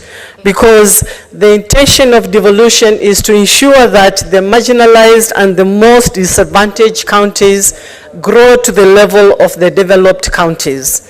So by doing these trips, or by doing this Senate Mashinani, will give the Senate the opportunity to see by itself on how the devolution is working. Mr. Speaker, this is also a very best way of doing, or really the opportunity of the Senate doing its role of oversight at the grassroots. Also, by visiting these counties, it will give the Senate the opportunity to see most of these areas whereby there are big development which is taking place, for instance, Tulo, and maybe when we get the opportunity to visit Tulamu, which I believe we will one time, there is a LAPSET project which is coming, and those are the things which we need to see whether they are actually benefiting the communities, the areas where these developments are happening. So by doing this, Senate Mashinani is a good opportunity for the Senate to know how the communities are benefiting from these big developments. Mr. Speaker, by visiting Turkana, we will also be having the opportunity to see whether the pastoralists are having any other means of empowerment, because we know there are many opportunities which have come out here that Turkana County is having. So it is again very important to know and see whether these opportunities are benefiting the Turkana people. Mr. Speaker, there's also a Turkana University College which is in Lodwar town.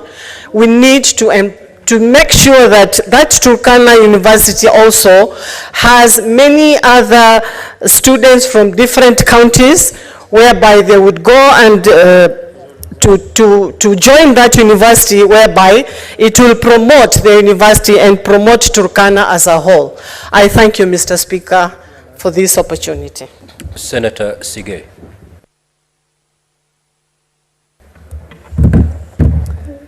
Thank you very much, Mr. Speaker.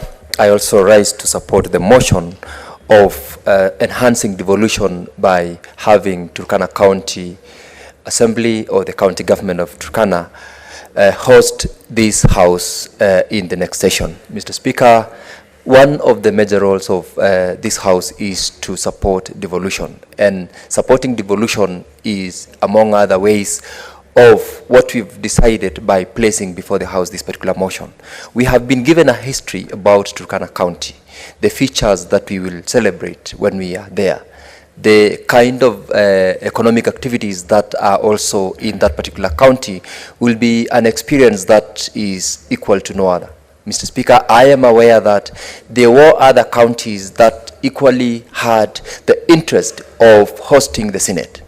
But the fact that Turkana County has emerged to get to this level, I would like to also challenge and give the rest of the counties who would in the near future be looking at this particular event to be hosted in their counties, prepare their ground for the same. I am aware, Mr. Speaker, that the county where the Honorable Senator Kinywa, the Commissioner, is representing, also had expressed interest.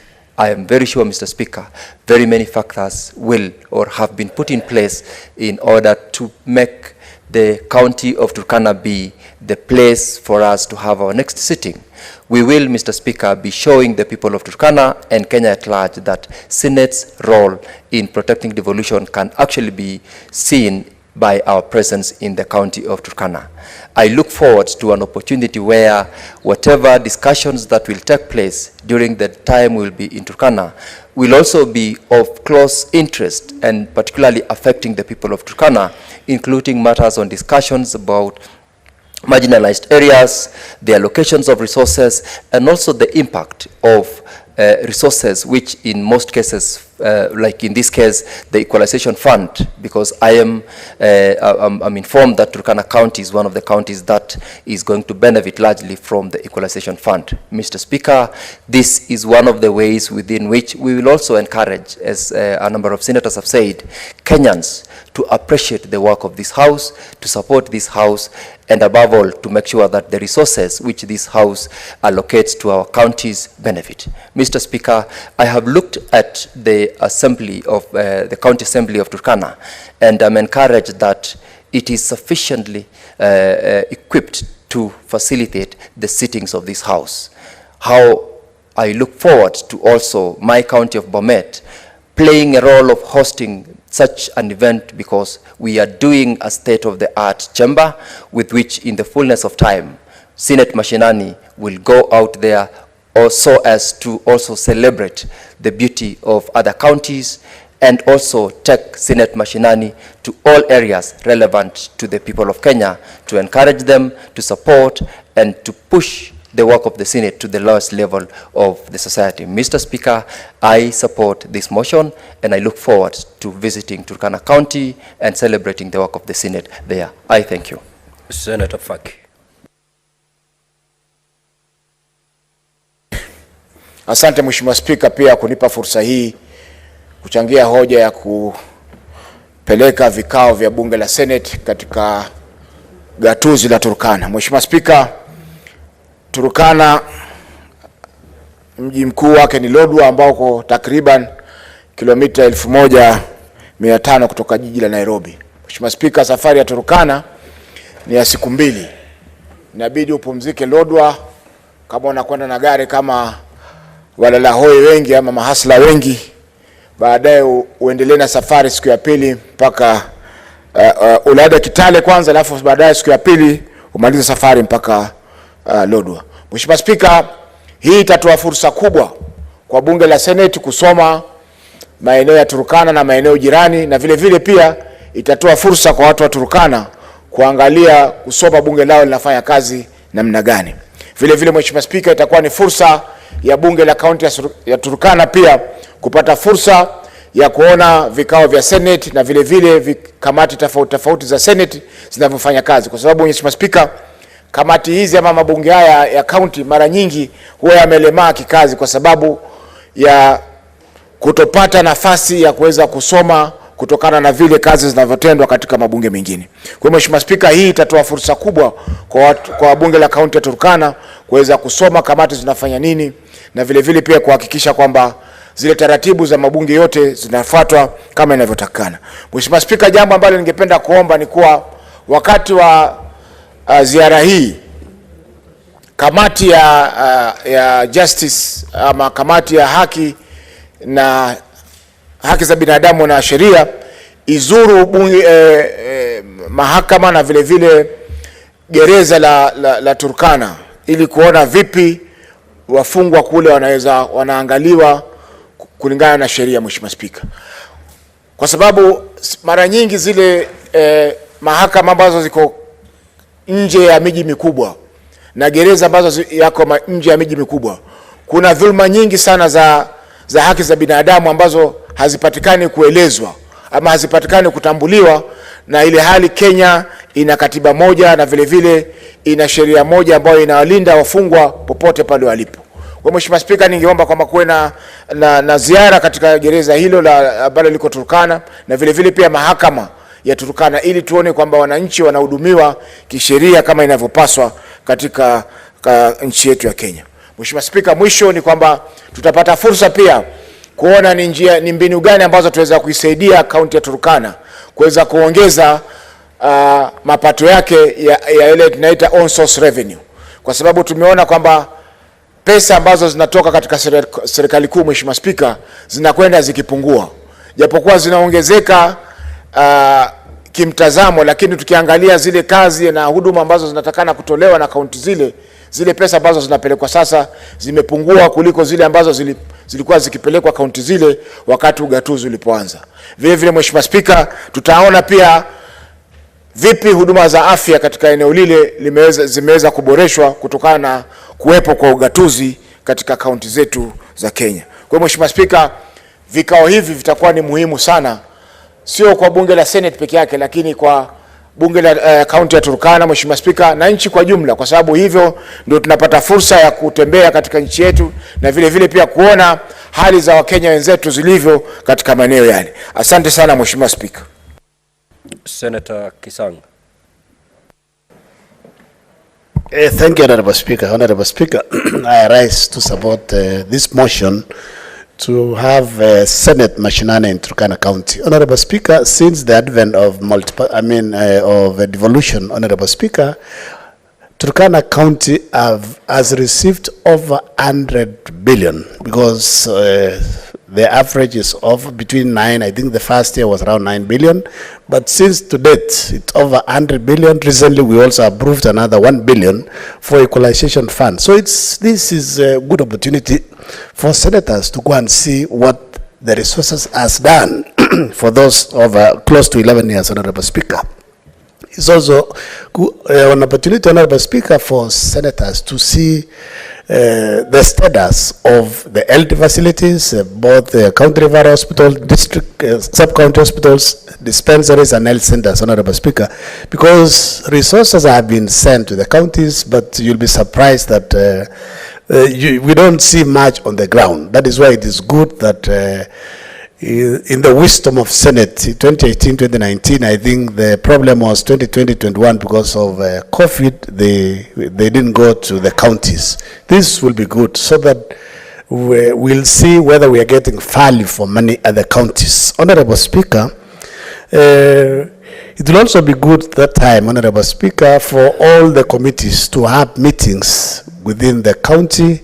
And we'll also request Senate, Honorable Speaker, that we have an interpreter so that, you know, the locals, the Turkana locals there, Honorable Speaker, may follow the proceedings, and even witnesses that will be called so that they know, they value the visit to the county, Honorable Speaker. So I hope we'll have a Turkana interpreter in the assembly that day so that at least the people of Turkana can follow. Honorable Speaker, Turkana County is so big.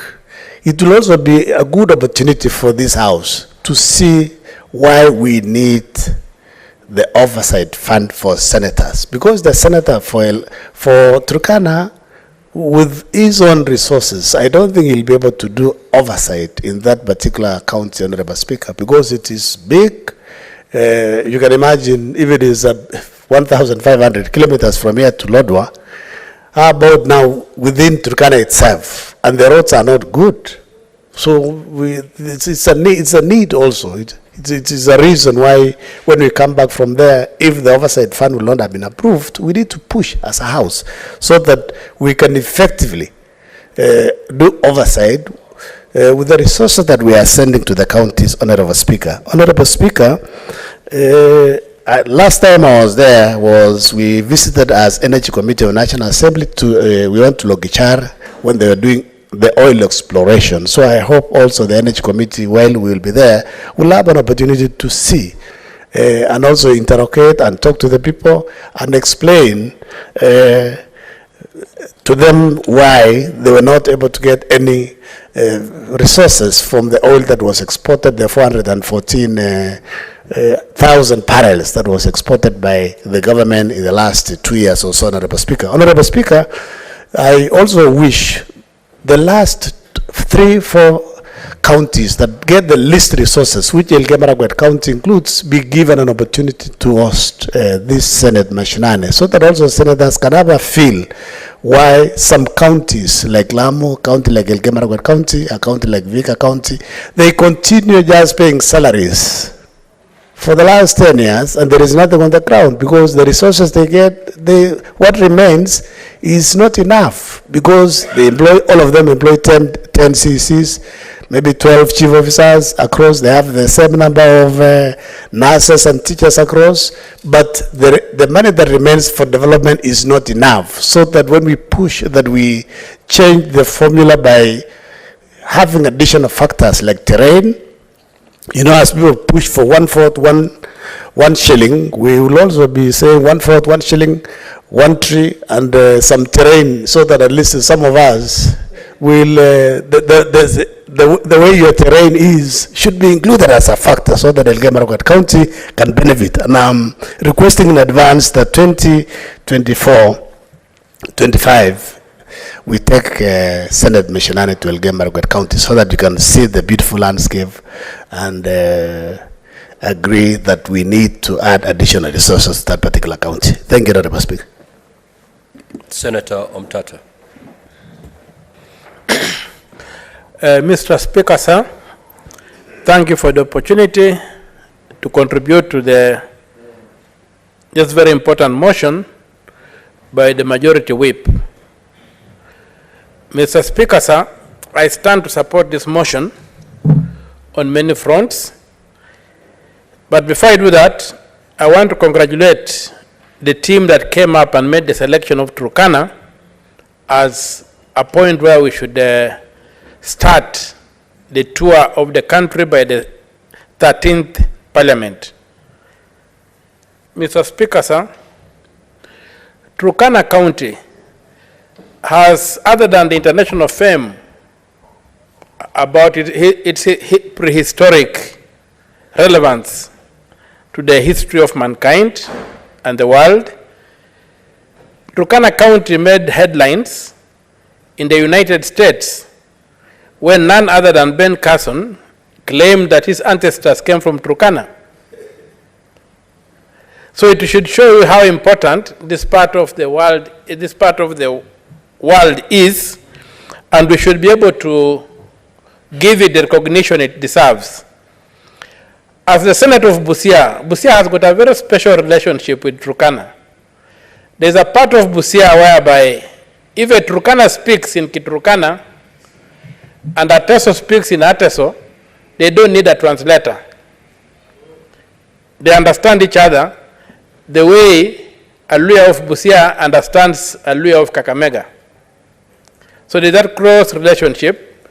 The Turkana and the core, it is clear, it is recorded that the Turkana are part of what is called the Ateker Nation, which includes the Karamoja, the Iteso, the Toposa, and many other groups in that region.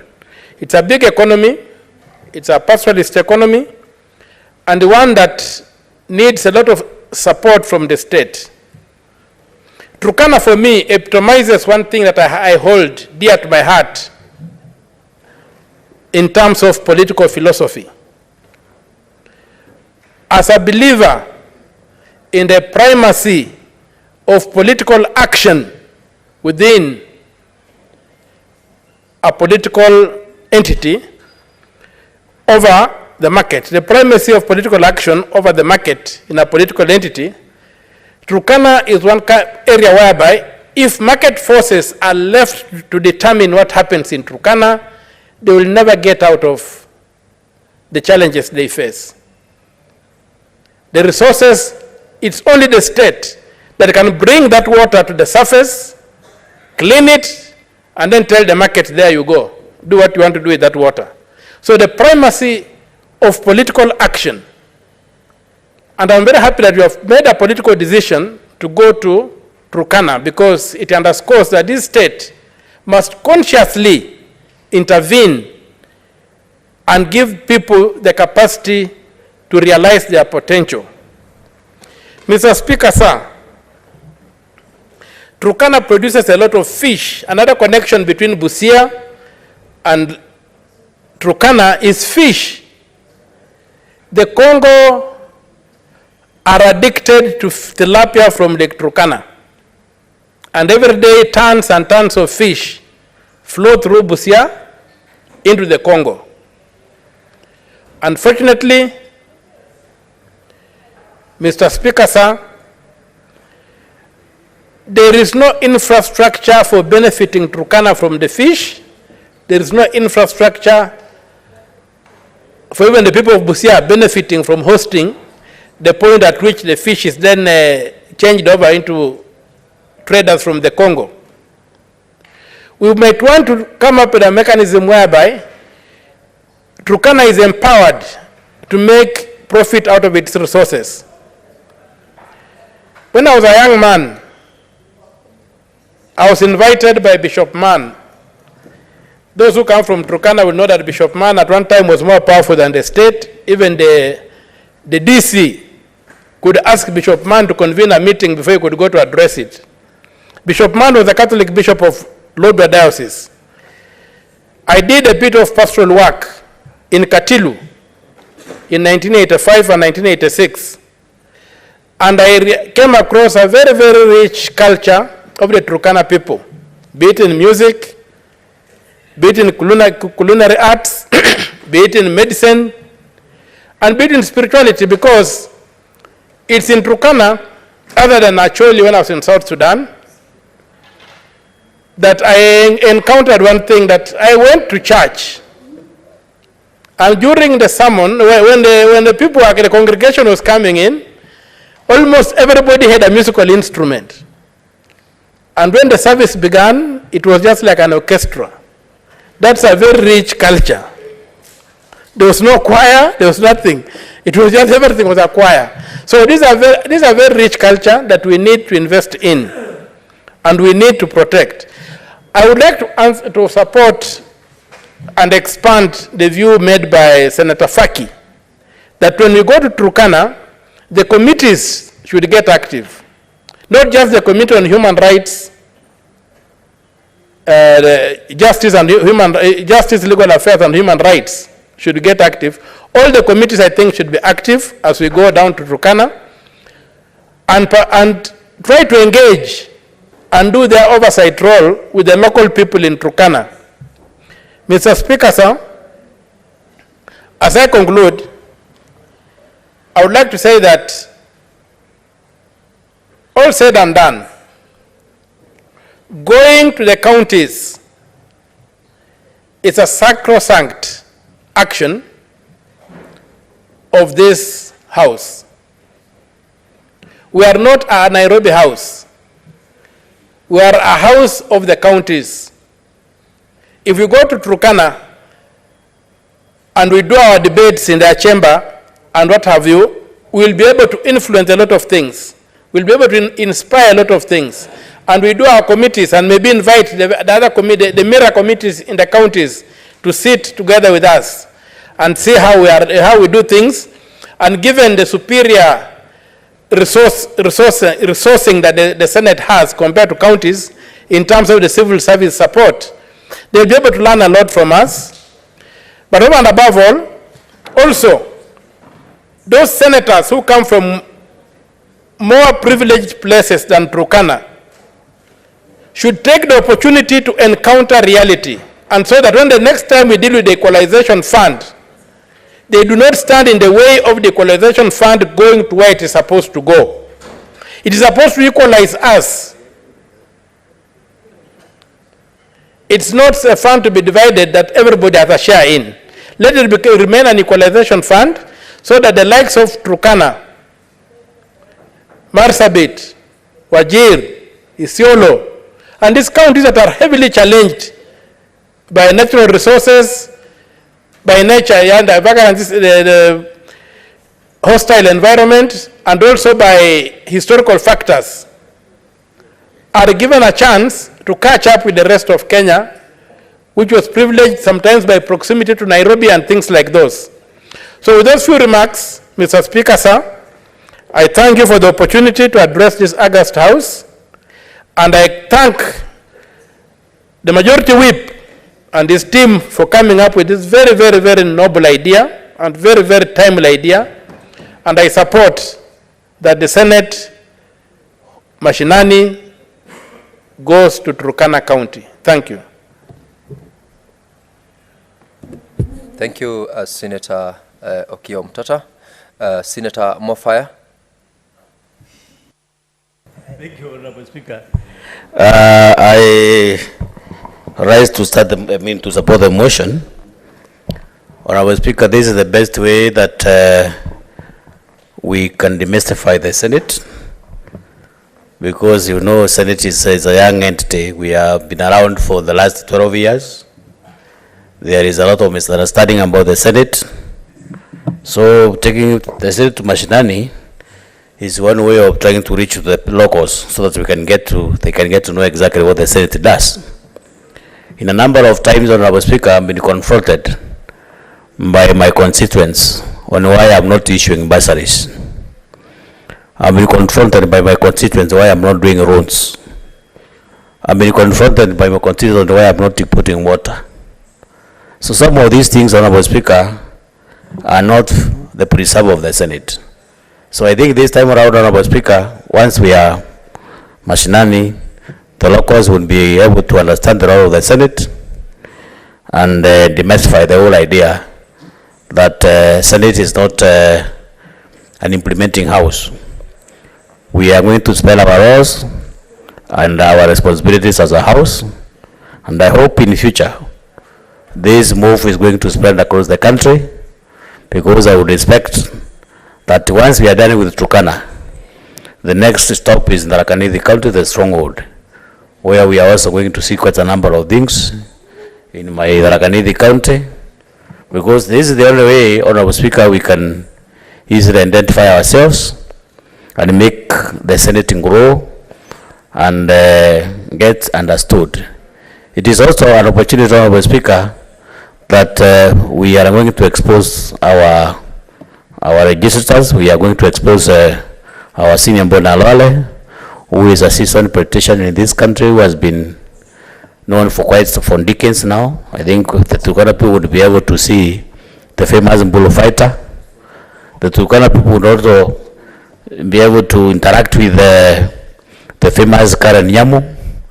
She has been a celebrity across the country, and so many other senators, including Senator Montete, will be able to be seen across the country. So it is an opportunity, Honorable Speaker, and it's an idea that should be supported with all the resolve. So I think next time, Honorable Speaker, this idea should be mooted, and once you are done with Turkana, as I've just said, what is it, Honorable Bullfighter?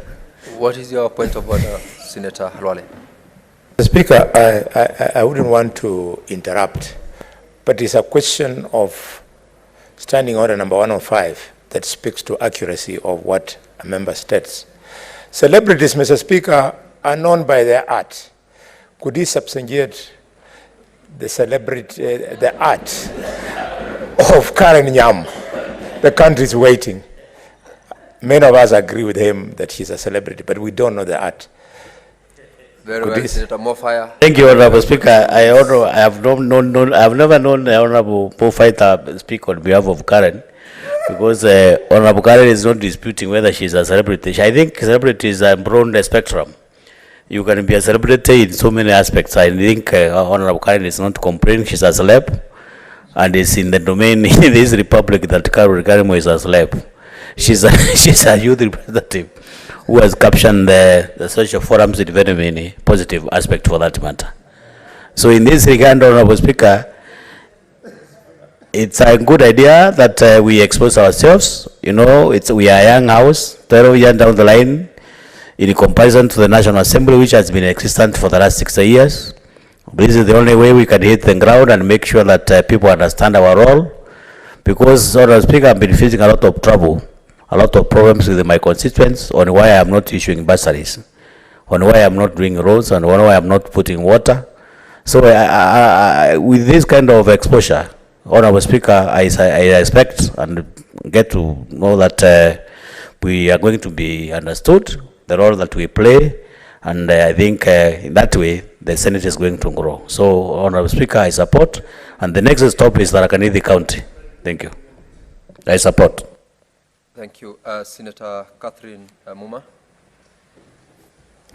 Thank you, Mr. Speaker, for giving me this opportunity to also contribute in support of the decision of the House Business Committee that we take a 1-week sitting session in Turkana in September.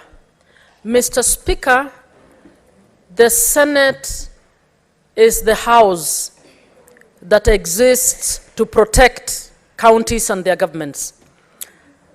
This move is one move that, in fact, should not be about 1 week in 1 year. I wish to challenge the House Business Committee to actually broaden this decision so we can talk about 5 weeks in a year sitting in 5 counties. If we do that, at the end of this session, we will be able to visit at least 15 counties instead of just visiting 4 counties. Mr. Speaker, as others have said, the role of the Senate is misunderstood, or there is a lot of ignorance around this House. I'm suggesting, even as we plan to go, that we prepare to actually model our oversight role, our representation role, our legislative role. And Mr. Speaker, I suggest that we can also model how Article 189 on intergovernmental relations is supposed to work. I'm suggesting, Mr. Speaker, that we prepare to engage with county assemblies, particularly on the role of oversight, so that we can use the opportunity to give capacity to clarify what the role of county assemblies is and what the role of the Senate is. Mr. Speaker, when one of the county jail committees visited recently, and I will not mention which one, I was a bit embarrassed at their understanding of what the committee role was. They actually thought that they have a role in setting up courts in counties. So they felt they had not been operationalized for a very long time because the judiciary has not been devolved. I was embarrassed. In fact, we were embarrassed as a committee when we heard that. We can use this opportunity to actually meet with the various committees of the counties to enable them to provide part of the capacity building or technical support that can enable counties to actually do their job as legislators at the county. Mr. Speaker, even as we go, I suggest we engage on the issue of getting financial autonomy for county assemblies so that it's an issue we will discuss as we go down.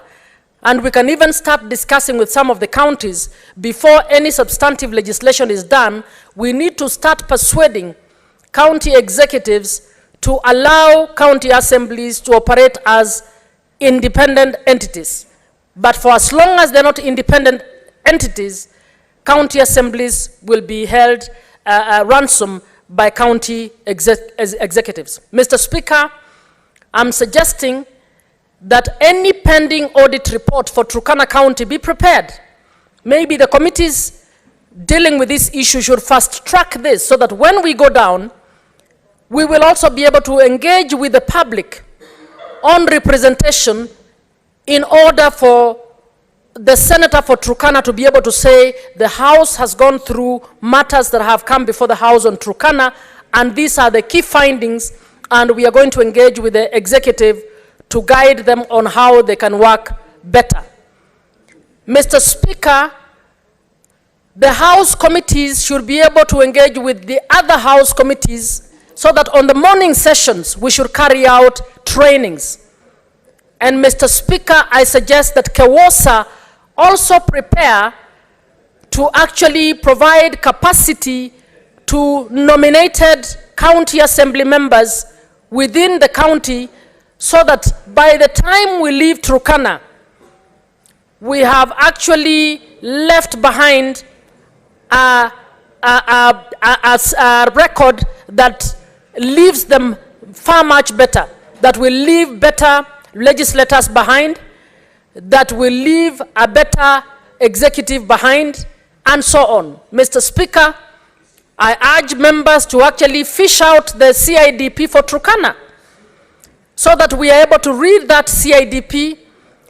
We should even look at their annual plan so that when we go there, we are able to engage with them in such a way that every county that we will go to will know that the Senate is not just coming here for holiday, but the Senate is coming to hold us accountable in terms of devolution. So, Mr. Speaker, if we plan this properly, this may very well be one of the tools that we use to sell the function of the Senate and to keep the Senate relevant. Mr. Speaker, at this time, the Senate is unpopular because we did not protect counties when it came to the division of revenue bill. We are unpopular. We need to be able to confirm to the country that that was one incident and we are now remorseful and we are ready to work and carry out our task as the Senate, and we will protect devolution, we will provide capacity on devolution, we will be able to leave this country in a much better place.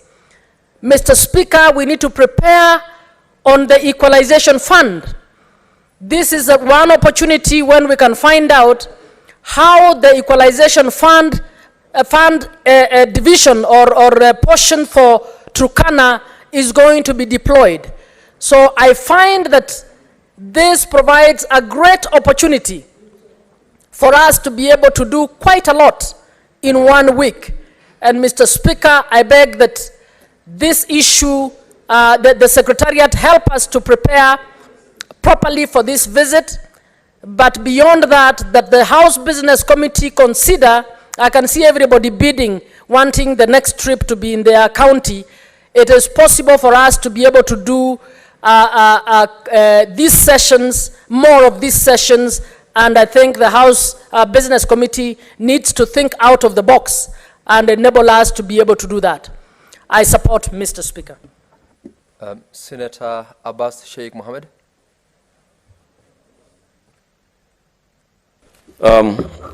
Thank you, Honorable Speaker. Honorable Speaker, I think this is a motion that is actually moving to the right direction. As you're aware, this Senate actually represents the entire nation, the 47 counties, and having Senate in the Mashinani and starting it from Turkana is actually a very good move. Honorable Speaker, I want to request, instead of saying having one Senate Mashinani per year, I think I'll request the House Business and those who are concerned to give opportunity at least 2 counties every year, so that at least by the end of the term, we'll be able to visit 8 counties, and that represents 8 regions. And I think that will be a better sample than having only 4 for the entire period for the Senate will be operating until 2027. Mr. Speaker, Honorable Speaker, Kenya is a land of contrast. It's a beautiful country that's endowed with a lot of resources, with a lot, that has been endowed with a lot of features, but most of us are not exposed. Probably most of the government, the senators, have had only exposure within their counties and Nairobi where they come to debate. I think going to Turkana will give time for the members to get used and see the actual part, the better parts of Kenya. One thing you should know is, and I think I'll request the colleagues and the team, that we should be traveling by road. So at least can be able to experience the difficulties that have been faced by the rest of Kenyans, especially the far-fetched areas. If you see the infrastructure, then each of us will accept to give Turkana and the northern Kenya like Wajir, Marsabit and Mandera more money than what they're getting now. Because I see here, I feel that some of the senators feel that we're giving a lot of money to those areas. Those areas have been neglected for many years. Session Paper 10 of 1965 has really discriminated and really separated this country. That the northern frontiers have been condemned with all the capacity they have, with all the resources that is available. We have a lot of hydrocarbons, we have gases, we have oil, we have everything. We have the animals, we have the gold, but unfortunately it has not been exploited. And one thing I can tell you, this country will only develop when we exploit the northern lands, which is actually endowed with a lot of resources. Honorable Speaker, the business of saying, I know some of these people are saying, we look at one man, one shilling, one vote, but the thing is, if these people have been getting development from the colonial up to today, people have been developed, areas have been developed, I think, honestly, the issue of, even giving equalization fund to more of other counties that have been developed was not affected. Because those areas like Turkana are so undeveloped, we still need to give them more money and we need to develop them. And this exposure, I think, will make people to realize that Turkana really needs, and the other parts like Marsabit and Wajir and Mandera will require, and Garissa will require more money for development.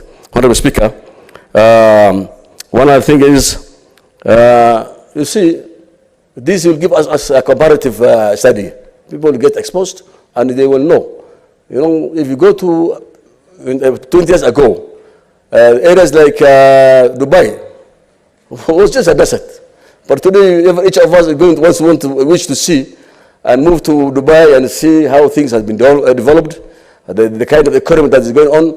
Equally, Mandera and Marsabit and Wajir can have this kind of opportunity. If given the opportunity, we will have even a better development, because Wajir and Marsabit and Turkana are not, it's not a desert. It's just an arid area.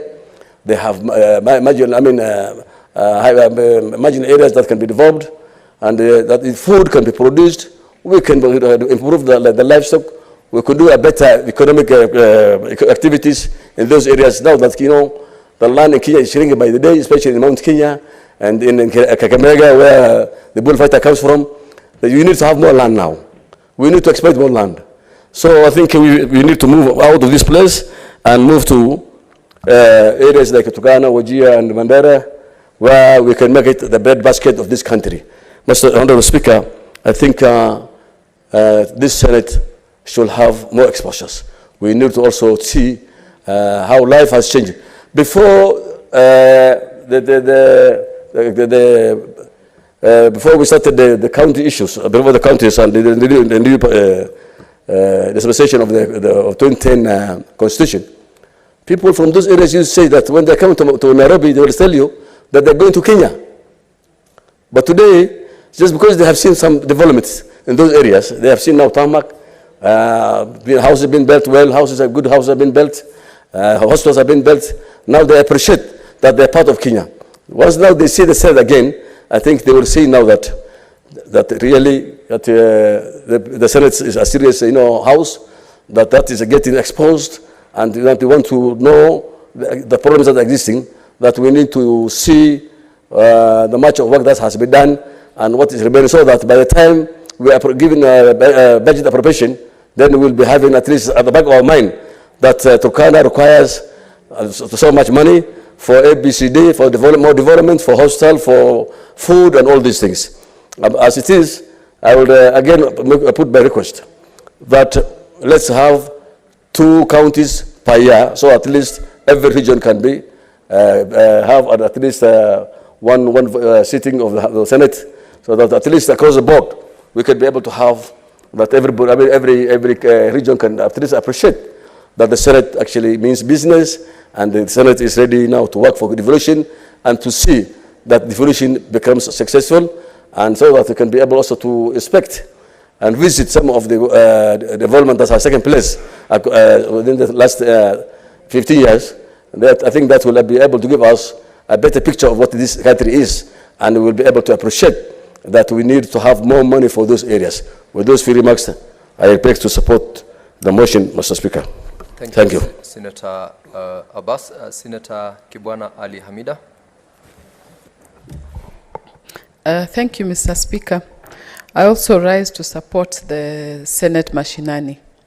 It is indeed a good initiative, great initiative. We shall be able to explore Turkana. Some of us have always known, of course, it's a dry area where they don't have hotels. We'll be sleeping in manyatas, so it will be a good experience.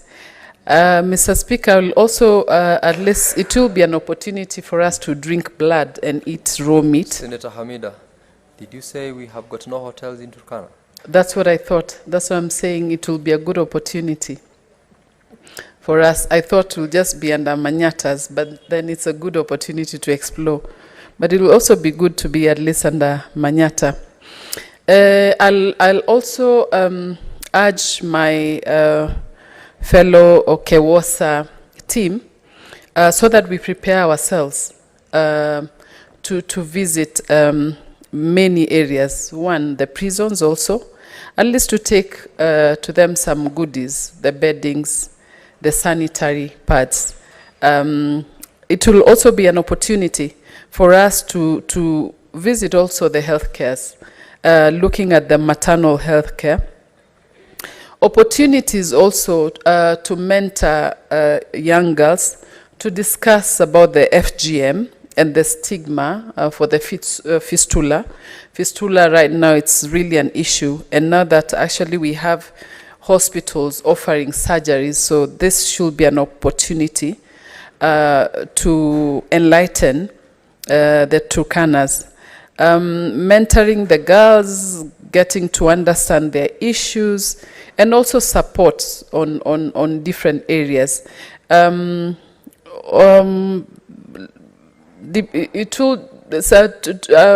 county like Turkana seriously requires so much support. Also mental support. Also visit, you know, the police. I'm actually, Mr. Speaker, doing a mental health for police officers. Also take time to discuss with them, getting to understand. Of course, we know what they've been going through, even the cattle rustling and all the stuff. So let us have also the mental health. I will follow up the mental health that are done before for postpartum depression. And so far, I'd urge the counties to have separate wings for postpartum mothers going through mental depression. So this will really be an opportunity, and also to oversight the counties on gender parity, on gender issues, just to understand how they have their gender composition in the counties. Well, this is really, we shall explore so much, like actually the oil. We would even want to visit the black gold, do they call it that? I mean, the oil itself, for us to understand. We are so rich in such, and even in minerals in Kenya, it's just that we don't do so much, you know, exploration. So this will be an opportunity. And also, let us also get to understand the area of needs before we travel there. So that I'm sure many hospitals are lacking hospital beds, equipments, items. So how do we support before? So I would urge even the Senate, KEWOSA team, let us get to understand what do they really require and support them before. I know water is scarce, water is really an issue. Is it possible for us to actually do a well in Turkana? I realized there's a time that Isiolo required some water, and we did a well. We only spent about 700 and something as my family actually, and we did a well, and they have water. So is Turkana the same? So how do we support as women? How do we support also, you know, the men? They also have issues. So this will be, we'll have all the time. In fact, 1 week, I'm just imagining 1 week in Turkana. So we really need to gear ourselves. But I'm sure it will be a good opportunity for us actually even to understand the culture itself. Like I said, looking at the culture, we always see things on TV and many others, and people say, there's a saying that kwa ground vitu ni different. So we actually want to understand what is on the ground. Mr. Speaker, for that reason and many other reasons, I do support the opportunity and I mean the journey to Senate Mashinani to Turkana. Thank you. I support. Senator Joyce Correa.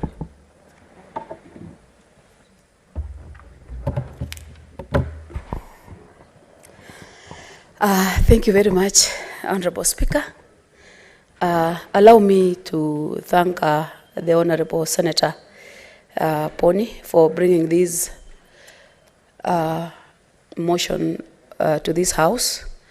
And I must first thank the Committee on House Business for really working it out to make sure that Turkana County is given priority in terms of Bunge Mashinani. Honorable Speaker, I've really been waiting for this time, and I've listened to a number of colleagues who have talked on the same. And I want to say, Honorable Speaker, I believe this will not be business as usual, just going to the ground and making pleasing the locals that we are in the ground. But I believe it's a time that we really have to look into a number of issues that are affecting these counties. I want to say this, Honorable Speaker, because right now the devolution has gone a full cycle. bearing in mind that the governor of that particular county has been a member of parliament. And I want to say has been there in terms of during the time of revenue allocations. I also want to thank the senator of Turkana because he has been also a member of parliament and right now he's a senator. We also have a number of governors who are with us. And I want to say this, and even a number of MCs.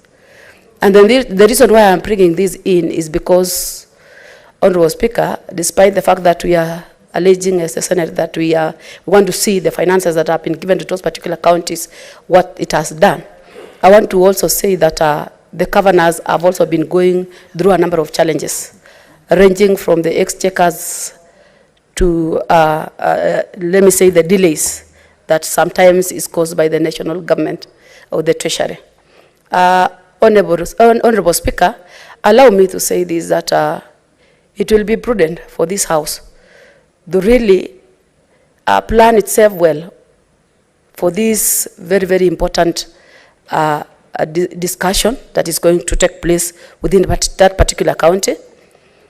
This is one of the counties that most of the time we call upon the donors and to assist when it comes to droughts and other natural calamities, Honorable Speaker.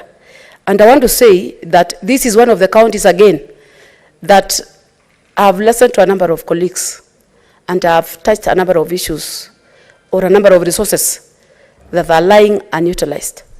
Despite the fact that we have the challenges of late remittance of their revenues, Honorable Speaker, we always encourage, as the Senate and even members of the county assemblies, normally encourages the counties to generate their own revenue.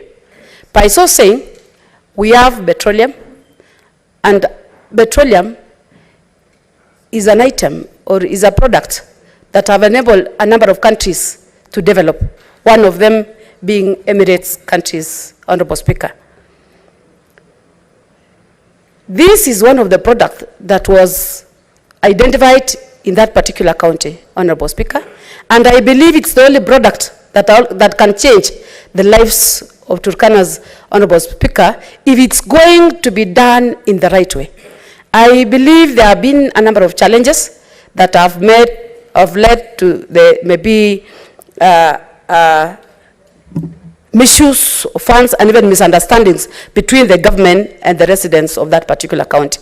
It is a high time that the Committee on Petroleum, I think energy and petroleum in this House, should really look into these issues like that. I believe these are some of the issues that the residents of that particular county are going to ask, and they would want to have the answers correctly, Honorable Speaker. And the reason why I'm saying this also, Honorable Speaker, is because I've been lucky to have attended a function which was, there was an initiative that was done by this government, the Kenya Kwanza, where we had a team by the name Inua Mama, where we could move across the country.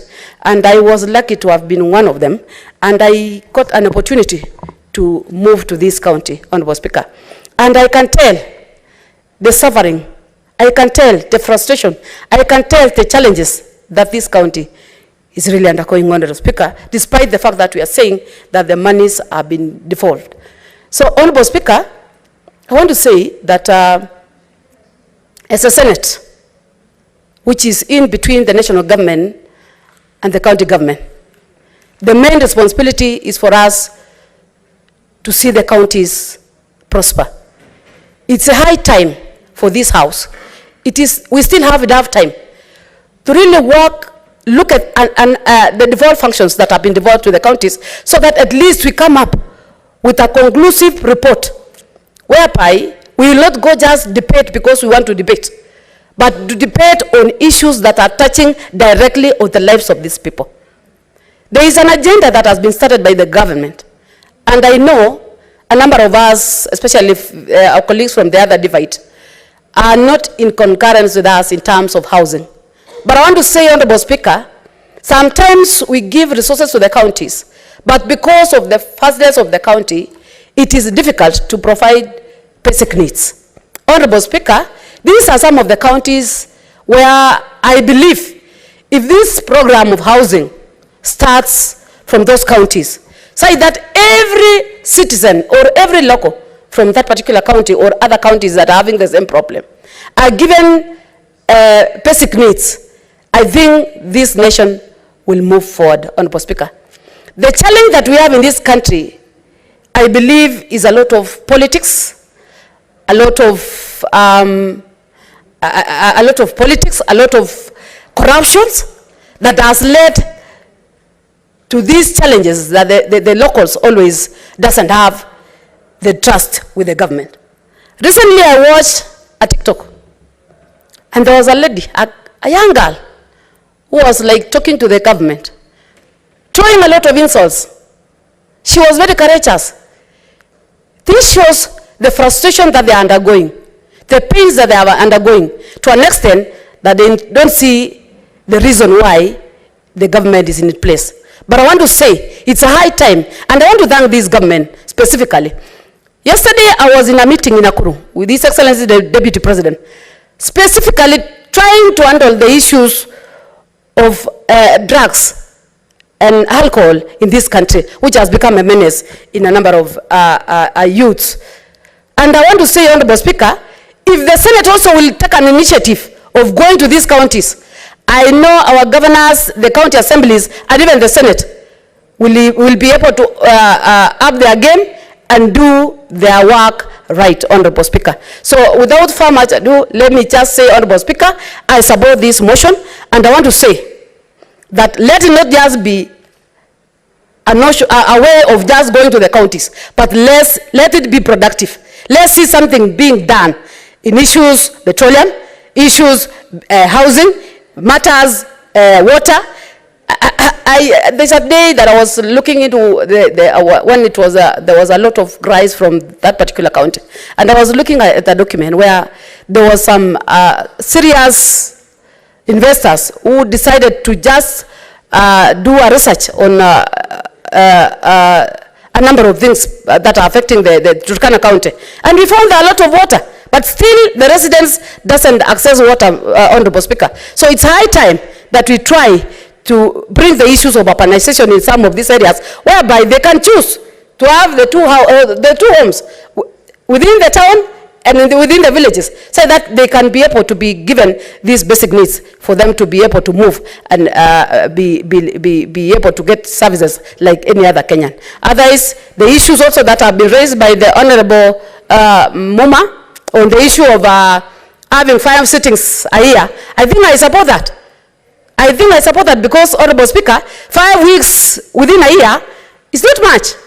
This can assist us to at least move to regions. You divide among the regions that we have in this country, so that at the end of the term, we might have even moved to around 20 or so counties. So I want to say I support, and I must congratulate the motion mover and say that that is the best direction that we are moving. But please, let's still sit down and fine-tune on the best thing or the best practice that we are going to do there once we are in those particular counties. Thank you.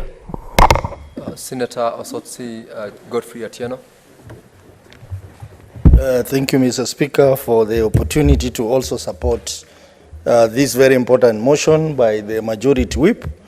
From the onset, Mr. Speaker, I want to appreciate the Senate for this very innovative idea of taking the Senate to the grassroots.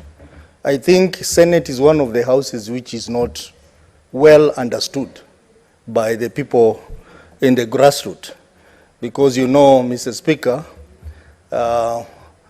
representation is very key, but most people on the ground relate representation with development, and given that Senate, we do not have a fund, many people think that National Assembly works more than us. But this idea of taking our sessions to the counties or to the regions will help in engaging the public and making them understand the role of Senate in devolution process and also in legislative processes in this country. So this is a very, very important idea, And Mr. Speaker, maybe as we plan for this event, this particular session, I think we need to expand it to include committees, so that committees also engage in the regions. When we are in Turkana, we should not just do the plenary. Some of our committees can hold their sittings in that county. And some of the committees that would do a good job in engaging in the grassroots are basically accountability committees. That is CPAC and CPI. So that the people will get involved with the Senate on matters of accountability, on matters of usage of resources in the grassroots. So as we improve on this concept, we need also to think about how we can also devolve our committee sittings, not just visit to the grassroots. So this is a very important thing.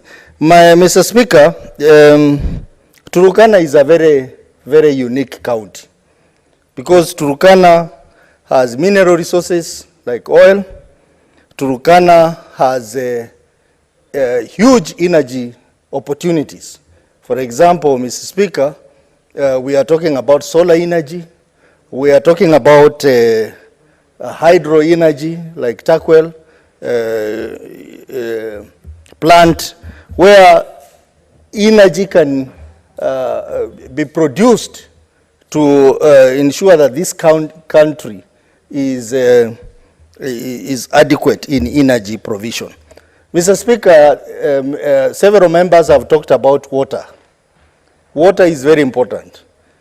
But a study done in 2013 by UNESCO found out that there is huge, huge water reserves in Turkana. Mr. Speaker, it is very ironical that this week, actually last week, my Committee of Public Investment and Special Funds, we had a lot of issues with the Turkana County government in terms of management of water resources. The company that manages water in that county, Lodwar Water and Sewerage Company, this company is a company that is dead. This company is a company that does not understand what accountability is. You can imagine a company, a public company, where private individuals are shareholders. This is a matter that it's being handled by my committee, and that tells you how governance is still an important issue in this country. That you are sitting on water reserves, but you cannot exploit those water opportunities because of mismanagement. So when we get an opportunity to go to Turkana, these are some of the things that Senate will get to engage the public on. Turkana is also one of the counties that receive highest shareable revenue. But Mr. Speaker, there is very little to show for it on the ground, largely because of issues of corruption, issues of misuse of funds, and I think it is an opportunity for us to understand the real situation on the ground as far as the utilization of the funds that we appropriate to these counties is concerned. Turkana is also a very strategic county in terms of regional integration. You know, Turkana borders Uganda, and you've seen recently the president of Uganda having an issue with the cross-border issue with the people from Turkana. Ethiopia also, we have a lot of regional issues with Ethiopia, and also Southern Sudan. So it will be very important for committees which are involved in matters of regional integration, in matters of cohesion. We'll have to get an opportunity to understand these issues when they engage the public. Mr. Speaker, the Senate also will have to demonstrate to the people about its role in this country in terms of oversight, in terms of resource allocation, and in terms of its space in the constitution of this country. So this is an exciting moment. This is a moment to rebrand Senate, and this is a moment to really understand issues affecting our people in unique counties like Turkana, counties which are vast in terms of land size, counties which also have huge natural resources which are not being exploited, and counties which also have huge historical values. As you know, they say a lot about ancient civilization. Some aspects of ancient civilization started in Turkana, they say. So this is a good choice, and I want to commend the House Business Committee for deciding that the next place we need to go to is Turkana. And I think when we make such sound decisions as a House, this is one of the things that make us appear unique and appear more serious. There is also the issue of equalization fund, Mr. Speaker. It is also an opportunity for us to engage the public on the place of equalization fund in this country and how it should be, how well it should be managed and how well it should be utilized, because equalization fund was meant for those regions which are economically behind to catch up with the rest of the country. So, Mr. Speaker, I also think that that engagement with the county of Turkana is also going to improve the capacities of county assembly in Turkana, for them to understand how legislative processes run and also to understand the best practices in parliamentary practices and their role as people who play primary oversight in the counties. So, Mr. Speaker, I want to support the idea of Senate going mashinani, and I think we need to have a clear program on this for adequate preparation. So we can say, for example, Mr. Speaker, that for every session, maybe you can have one week where we are sitting outside Nairobi, and we know the counties in advance, so that early preparations can be made and we can have more meaningful engagement when we go to those regions. Mr. Speaker, for those many remarks, I support the motion. Thank you, Senator Otsotsi. Honorable members, time for debate on this particular motion has since been consumed. I'm looking at my dashboard. Still, I've got a huge list of members who are seeking to speak to this motion. I would like to request that I allow one member from either side, then I call upon the mover to reply, but with limited time. If we can spare the next 5 minutes to conclude, so that we are able to move to the next order paper. Nyamu Karen Njeri.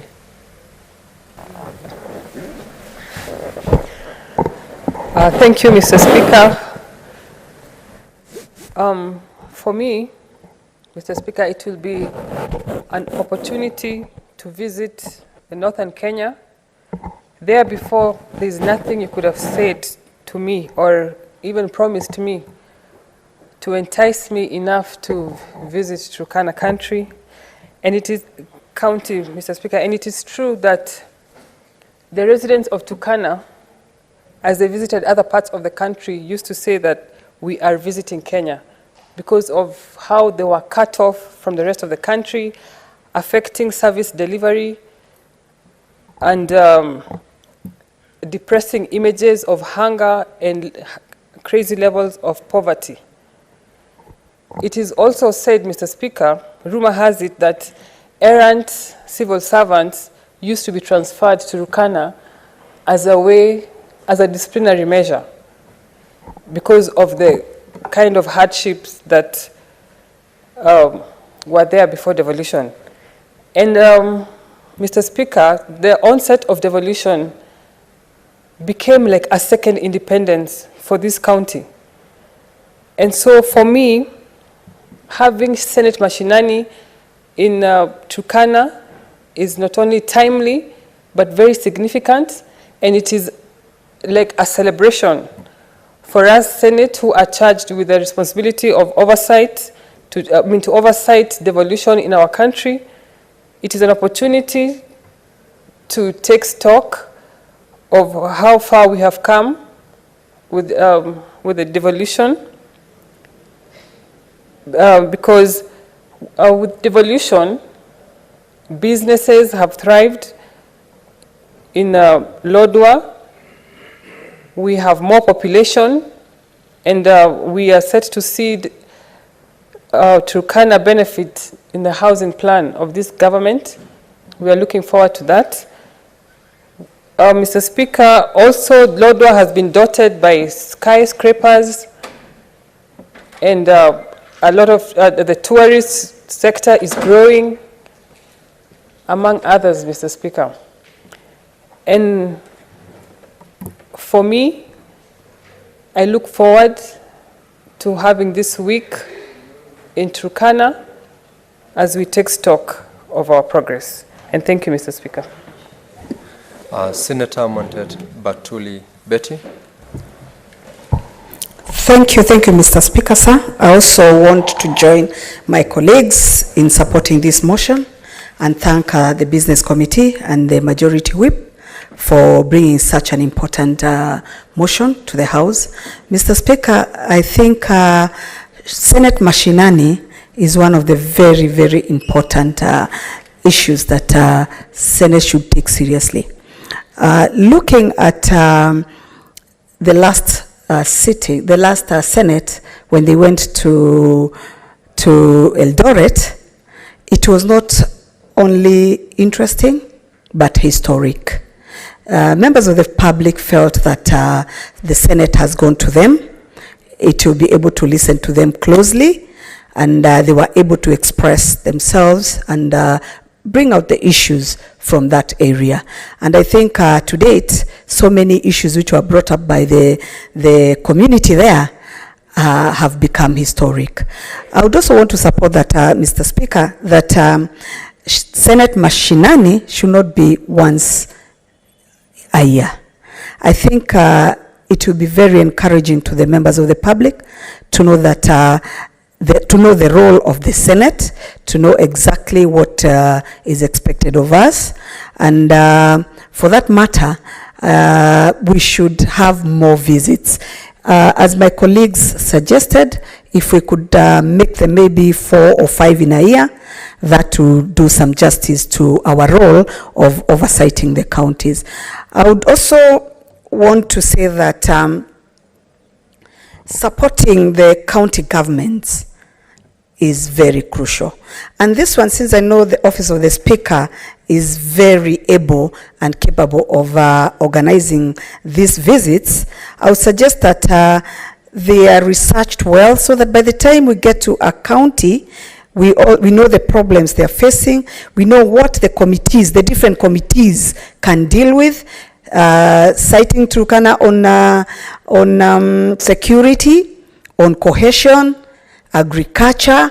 Those are committees which should be prepared properly and adequately to deal with the issues which would come out from the members of the public. So, Mr. Speaker, sir, I want to clearly support this and ask and urge the Business Committee to plan more sittings in other counties so that counties can also benefit from having Senate sitting in their counties and dealing with their problems directly.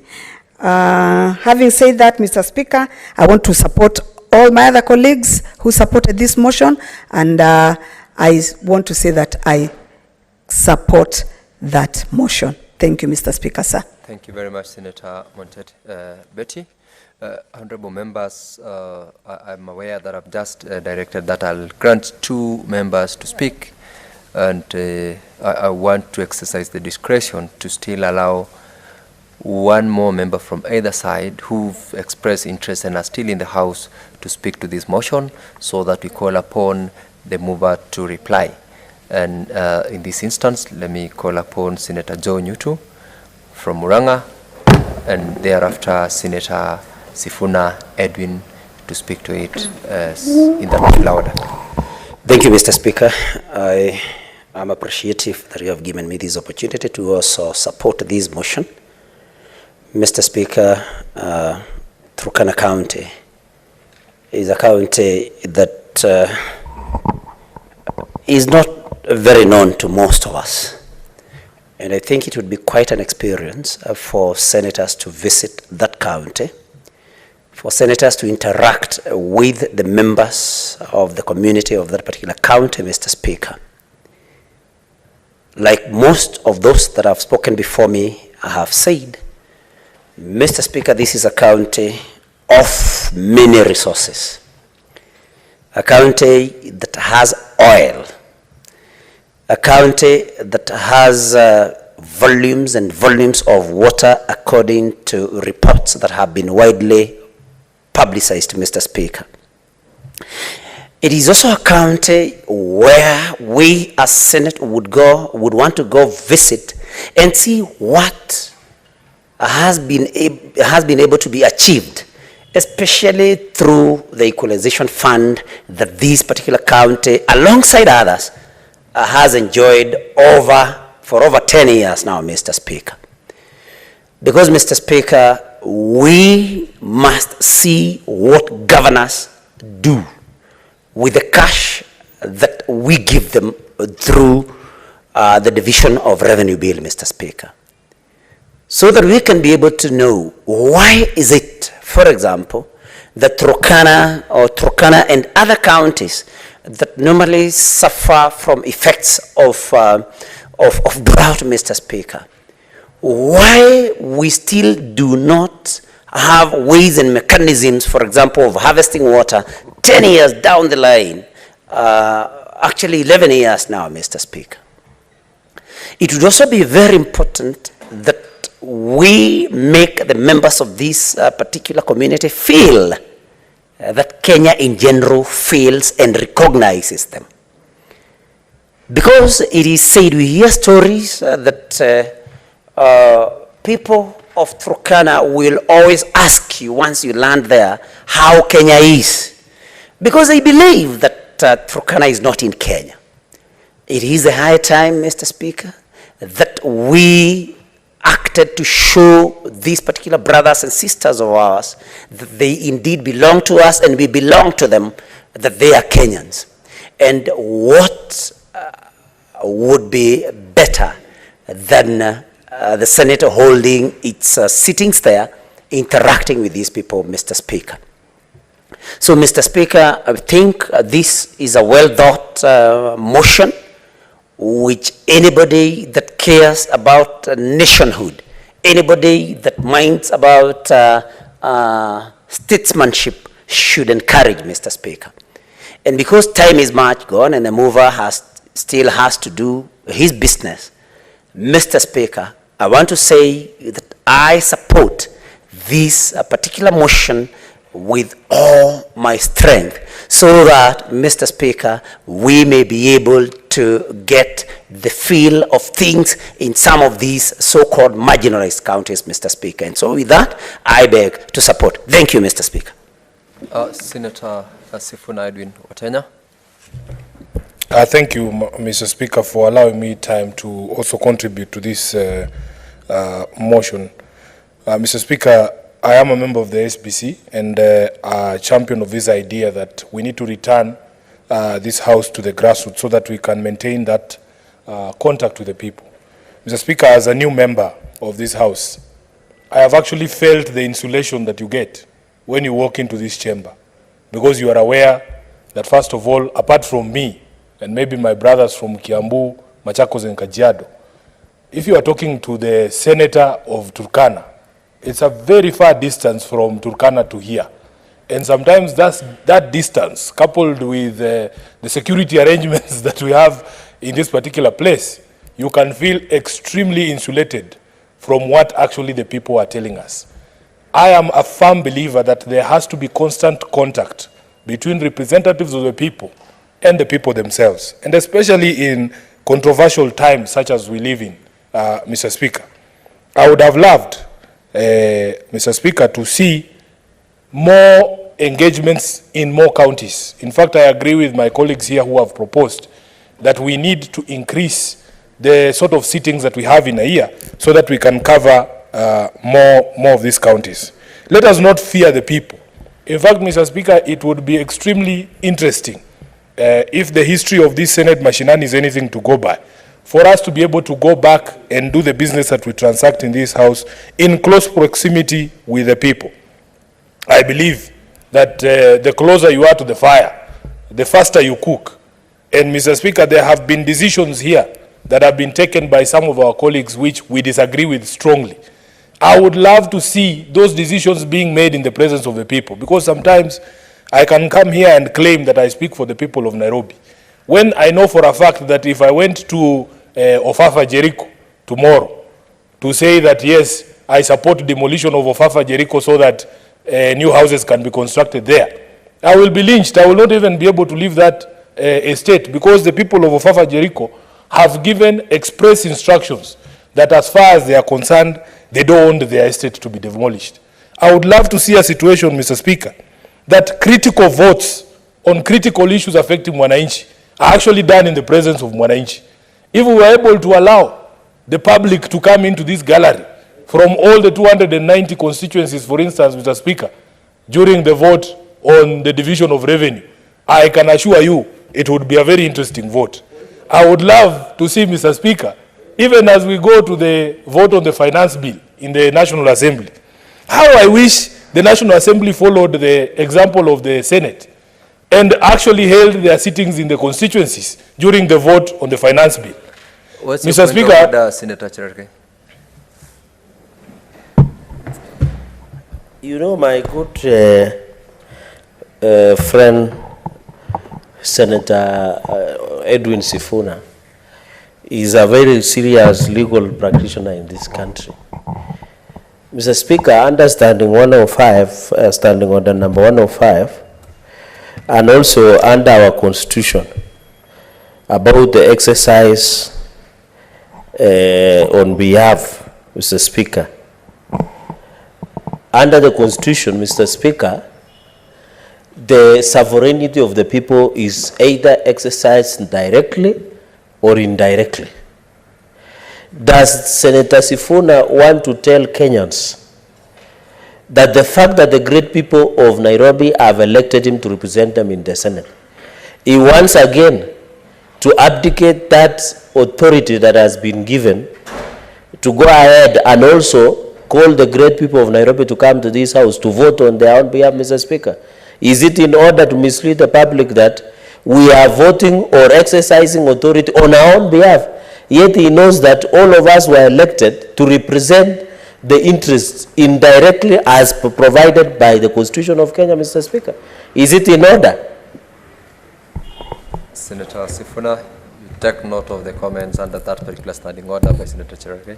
Mr. Speaker, with the greatest respect to my younger colleague in the professional, the Honorable Senator Fonandi, I do believe that I understand this document quite well, the Constitution of Kenya. There is a reason why the framers expressed the delegated authority as exercisable directly or indirectly, Mr. Speaker.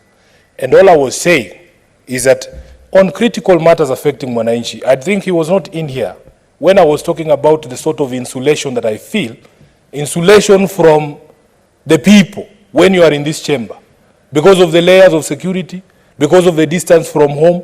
Sometimes you feel that you can say things here, and by the time you travel to your constituency, you will have sent people to convince people not to heckle you. Mr. Speaker, all I am saying is this. I, as a representative of a people, would want nothing more than the people to know what it is that I do in this House, which is why we even have parliamentary broadcasting services, so that the people can see if it is indeed true that the things that you are saying on the floor here are not your own things, but the things that the people sent you. I gave him an example of Ofafa Jericho because, Mr. Speaker, we in Nairobi here are in the process of redeveloping old city council estates. I was in Ofafa Jericho, and they told me that for them, they view this redevelopment different from the people, say, in Woodley, the people in Bahati. All I am saying is, on that critical day when a decision is being taken, I am sure, and I know because I'm also a politician, that the mood would be very different. And I gave the example of the Senate Mashinani in September 2018 in Uasin Gishu, at the height of the problems with our maize farmers. I was not a senator then, but I watched with great respect the people of Uasin Gishu telling their senator to his face that that is not the position we sent you to take. And I suggested, Mr. Speaker, that the National Assembly should follow the example that has been set by the Senate. And on this particular bill, the finance bill, I would wish that that bill be voted for while the Assembly is not here in Nairobi, not behind this fence, but mashinani kwa ground. So that when you tell us that you are voting for the people of Kipkelion, and they have sent you that that they are saying that you support the finance bill with these punitive tax measures, the people can be there to tell you, no, we want to do this ourselves. Mr. Speaker, therefore, I am a firm supporter. And in fact, I am happy that you chose the North Rift. As you know, Turkana is an ODM government there. Personally, would want to be there to see some of the things that my governor is doing there. Mr. Speaker, I have argued in other quarters that in fact, if some of these national institutions were taken permanently to some of these areas that are troubled with insecurity, like the North Rift, because of the sort of security I see my brother, the Senator for Nandi, moving around with, if we were to replicate that for all the 67 senators, there would be enough security in the North Rift to deal with the problem of banditry. So, Mr. Speaker, I have even hazarded the proposal that we should move these houses. If cabinet used to meet in Kapenguria, if the Senate was doing its proceedings from Kapedo, I can assure you, Mr. Speaker, because they needed to fortify and protect you as representatives of the people, those bandits would be sorted out in a matter of months. However, Mr. Speaker, I support the move. Let us see as the SBC how we can accommodate some of the views that have been given by our members, that we try and increase the number of appearances on the ground there so that we can have more contact with the people. I'm very also pleased to go to Turkana as a member of the Senate Energy Committee because, Mr. Speaker, there is a live dispute there under the Senate Energy Committee involving the Lake Turkana wind power project, where a court decision has just been rendered to return the land that the project sits on back to the people of Turkana. It is a dispute that the Senate cannot avoid or ignore because, as you know, public land is land that is entrusted in our counties. And it will be interesting for us to hear from the people themselves. You know, Mr. Speaker, when these people make petitions to us here in Bunge, as I've said, because we are so far removed and we are enclosed in this cocoon, sometimes we cannot understand what the people are saying. You need to be there to see it. Mr. Speaker, after the construction of that project, and we in the Energy Committee have engaged with this issue quite robustly, the people of Turkana are still off the grid. They don't enjoy the electricity that is generated in their own areas. So I want to support this. We should do this in more counties. I wish we could go to Meru to see how our governor is going on after the decision that was made in this Senate. There are problems also in the South Rift where the speaker comes from, in Bomet, in Nandi, in Kericho, with the tea harvesting machines and the conflict with the people there. I wish that we could go there so that we can also deal with those issues there on the ground and solve it for the people. Lastly, I know that the Senate sits in Nairobi, but I would also be wanting that this time round you don't leave us out of Senate Mashinani the way that you did with the Equalization Fund. Because Nairobi is not just here in CBD, Mr. Speaker. There was a team that came from Mukuru Kwanjenga to petition the Senate Energy Committee about the lack of supply of electricity in that area. So next time, allow also Nairobi to host Senate Mashinani, where we don't just sit here. We go into the vijijis. Let us go to Ofafa Jericho to see the issue of redevelopment of the city estates. Let's go to Mukuru. Let's go to Mihango, Mr. Speaker, so that we also in the people of Nairobi do not suffer because we are your gracious hosts. I thank you, Mr. Speaker. Thank you, Senator Edwin Sifuna from Nairobi. And for your information, you made reference to Senator Cherargei representing the people of Kipkelion. I'd like to inform you that Kipkelion is in the county of Kericho, represented by the majority leader. Honorable members, there being no other senator who wishes to speak to this particular motion, I now call upon the mover to reply.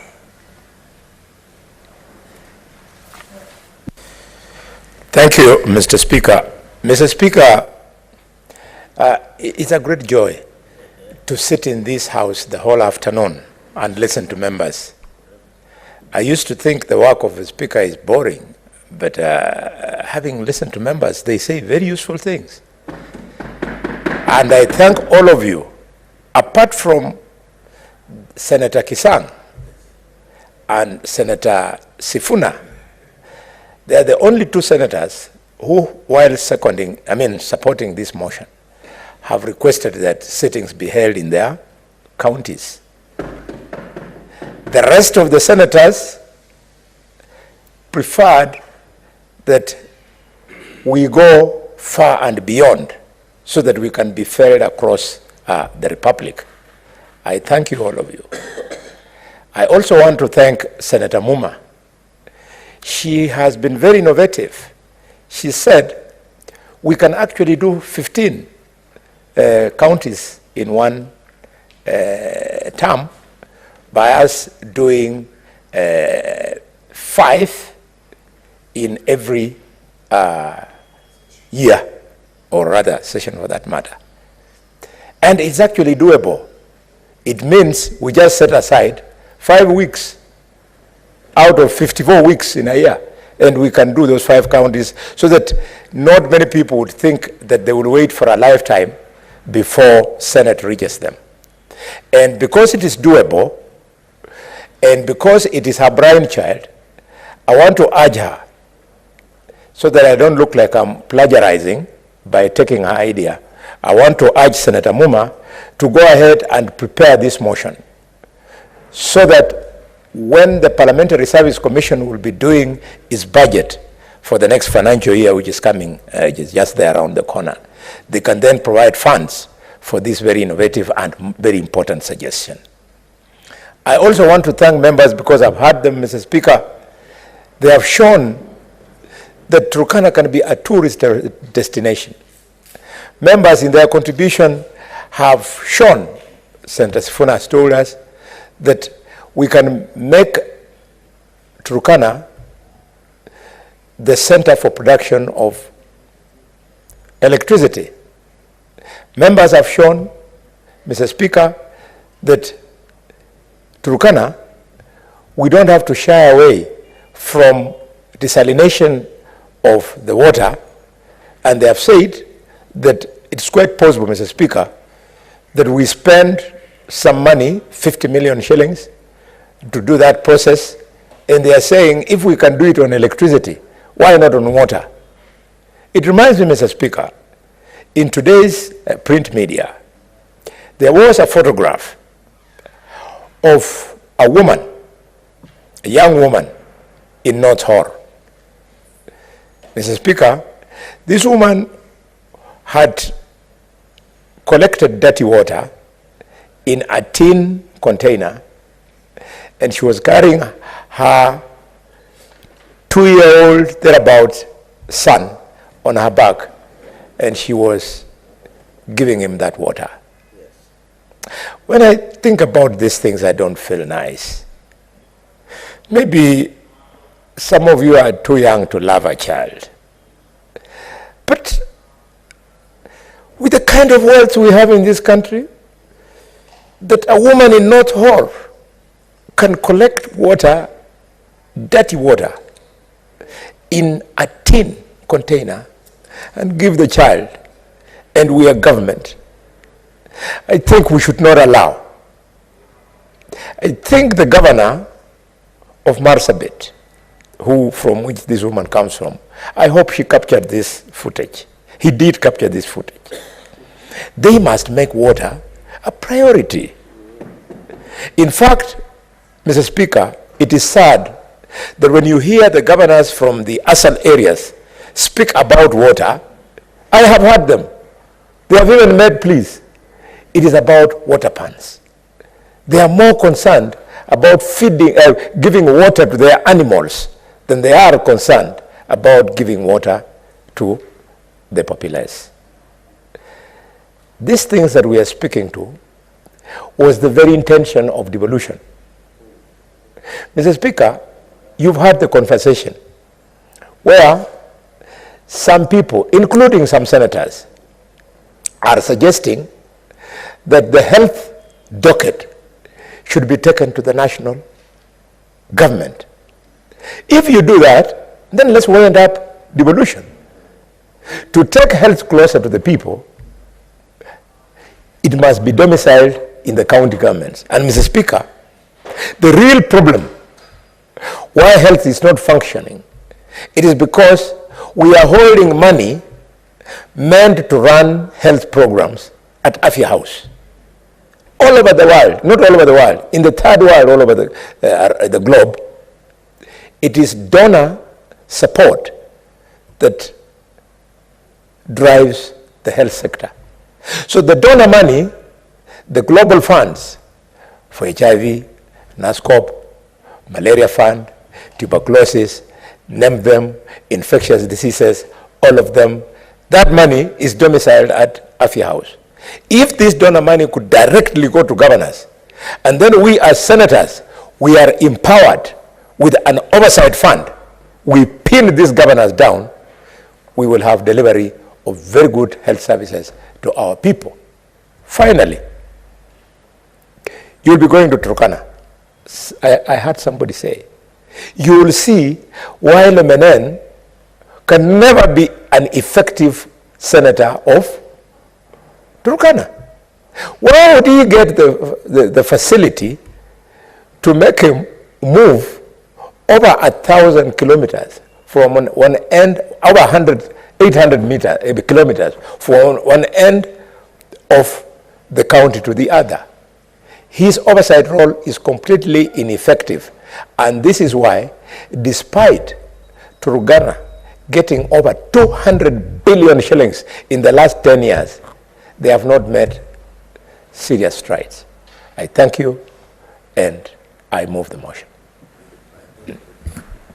Sorry, I thank you, and I beg to reply, Mr. Speaker. Thank you. I thought I was moving the motion. I'm starting to grow old. Honorable members, pursuant to Standing Order 84.1, I make a determination that the matter does not affect counties, and I now put the question.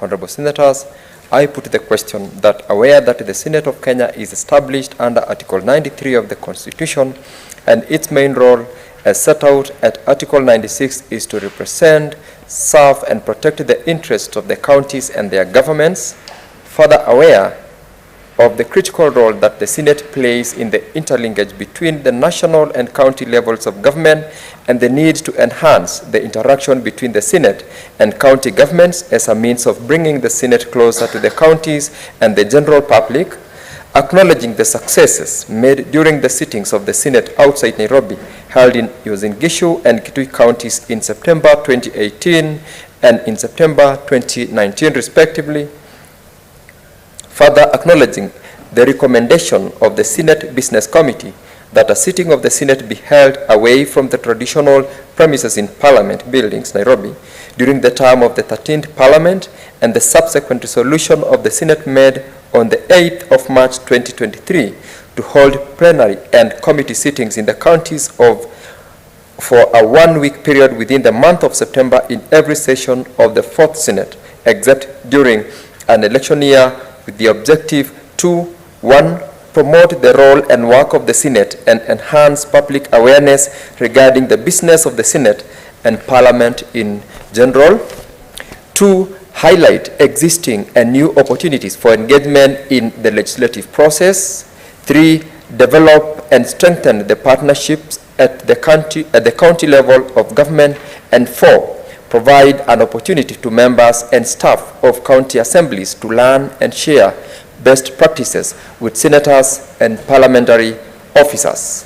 Now, therefore, pursuant to Article 126, Sub-Article 1 of the Constitution of Kenya, the Senate resolves to hold its plenary and committee sittings in Turkana County from 25th to 29th September 2023. Honorable members, will as many as are of that opinion say aye? Aye. Will as many as are of a contrary opinion say nay? The ayes have it.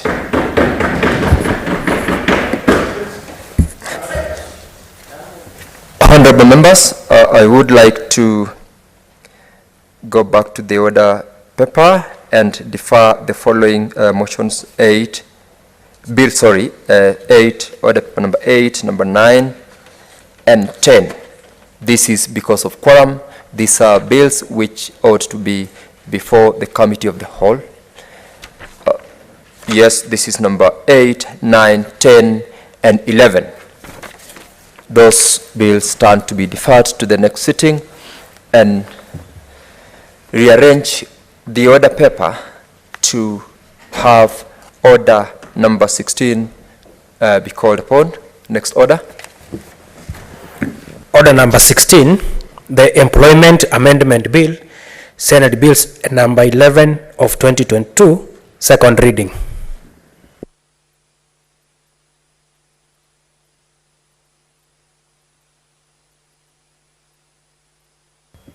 Sorry, the order paper number 13, 14, and 15 are deferred. Mr.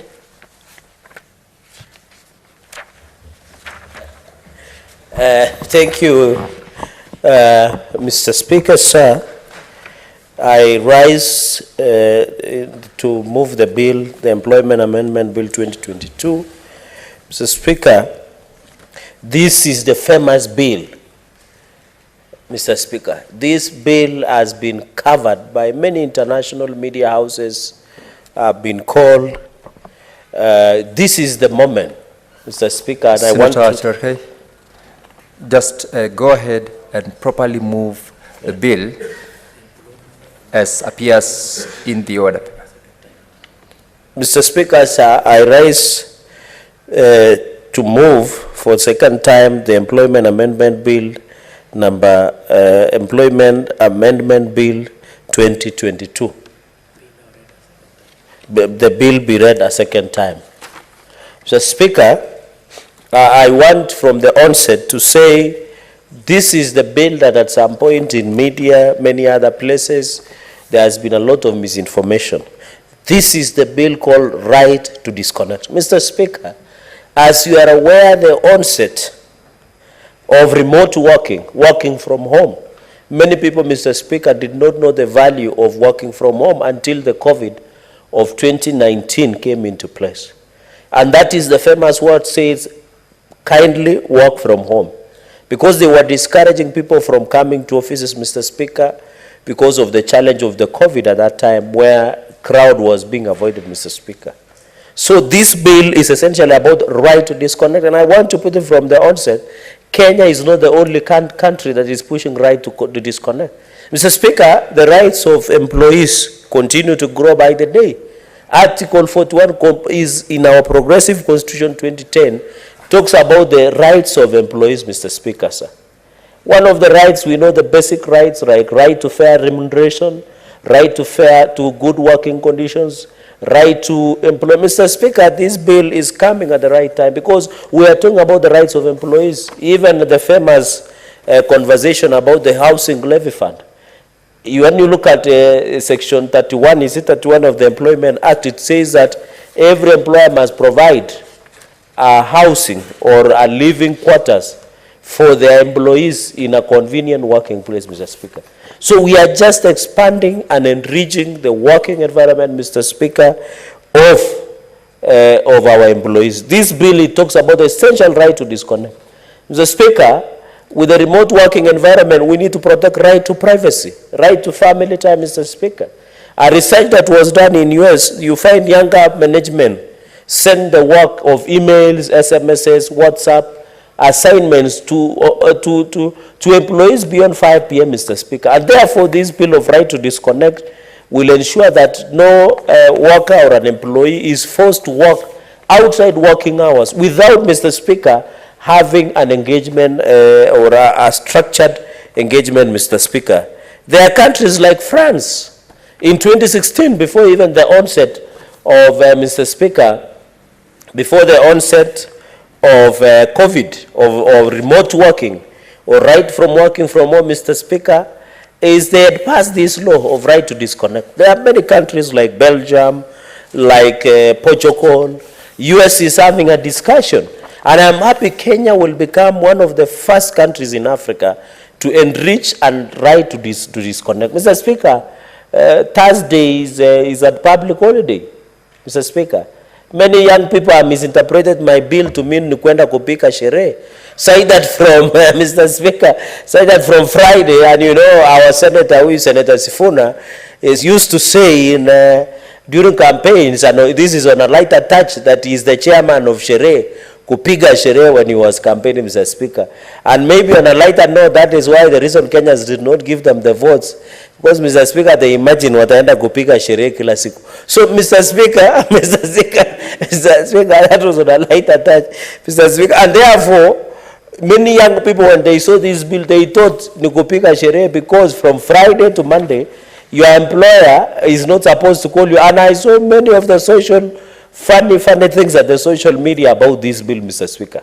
But we are saying critical care services, like doctors who are on call, nurses, and many others, Mr. Speaker. And I think it is very important, Mr. Speaker, to be aware of such. And I think, Mr. Speaker, we need to agree that this bill will have a structure. I have seen Federation of Kenya Employers.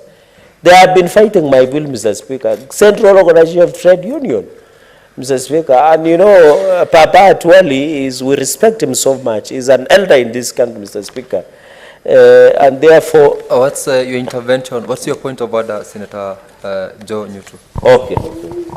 Mr. Speaker, I raise pursuant to Standing Order number 41. That's about quorum, Mr. Speaker.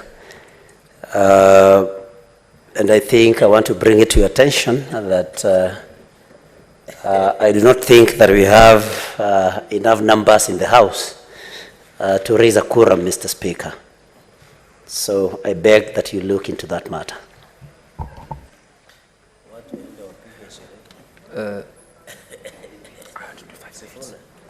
Yeah, kindly, clerk, confirm the quorum of the House.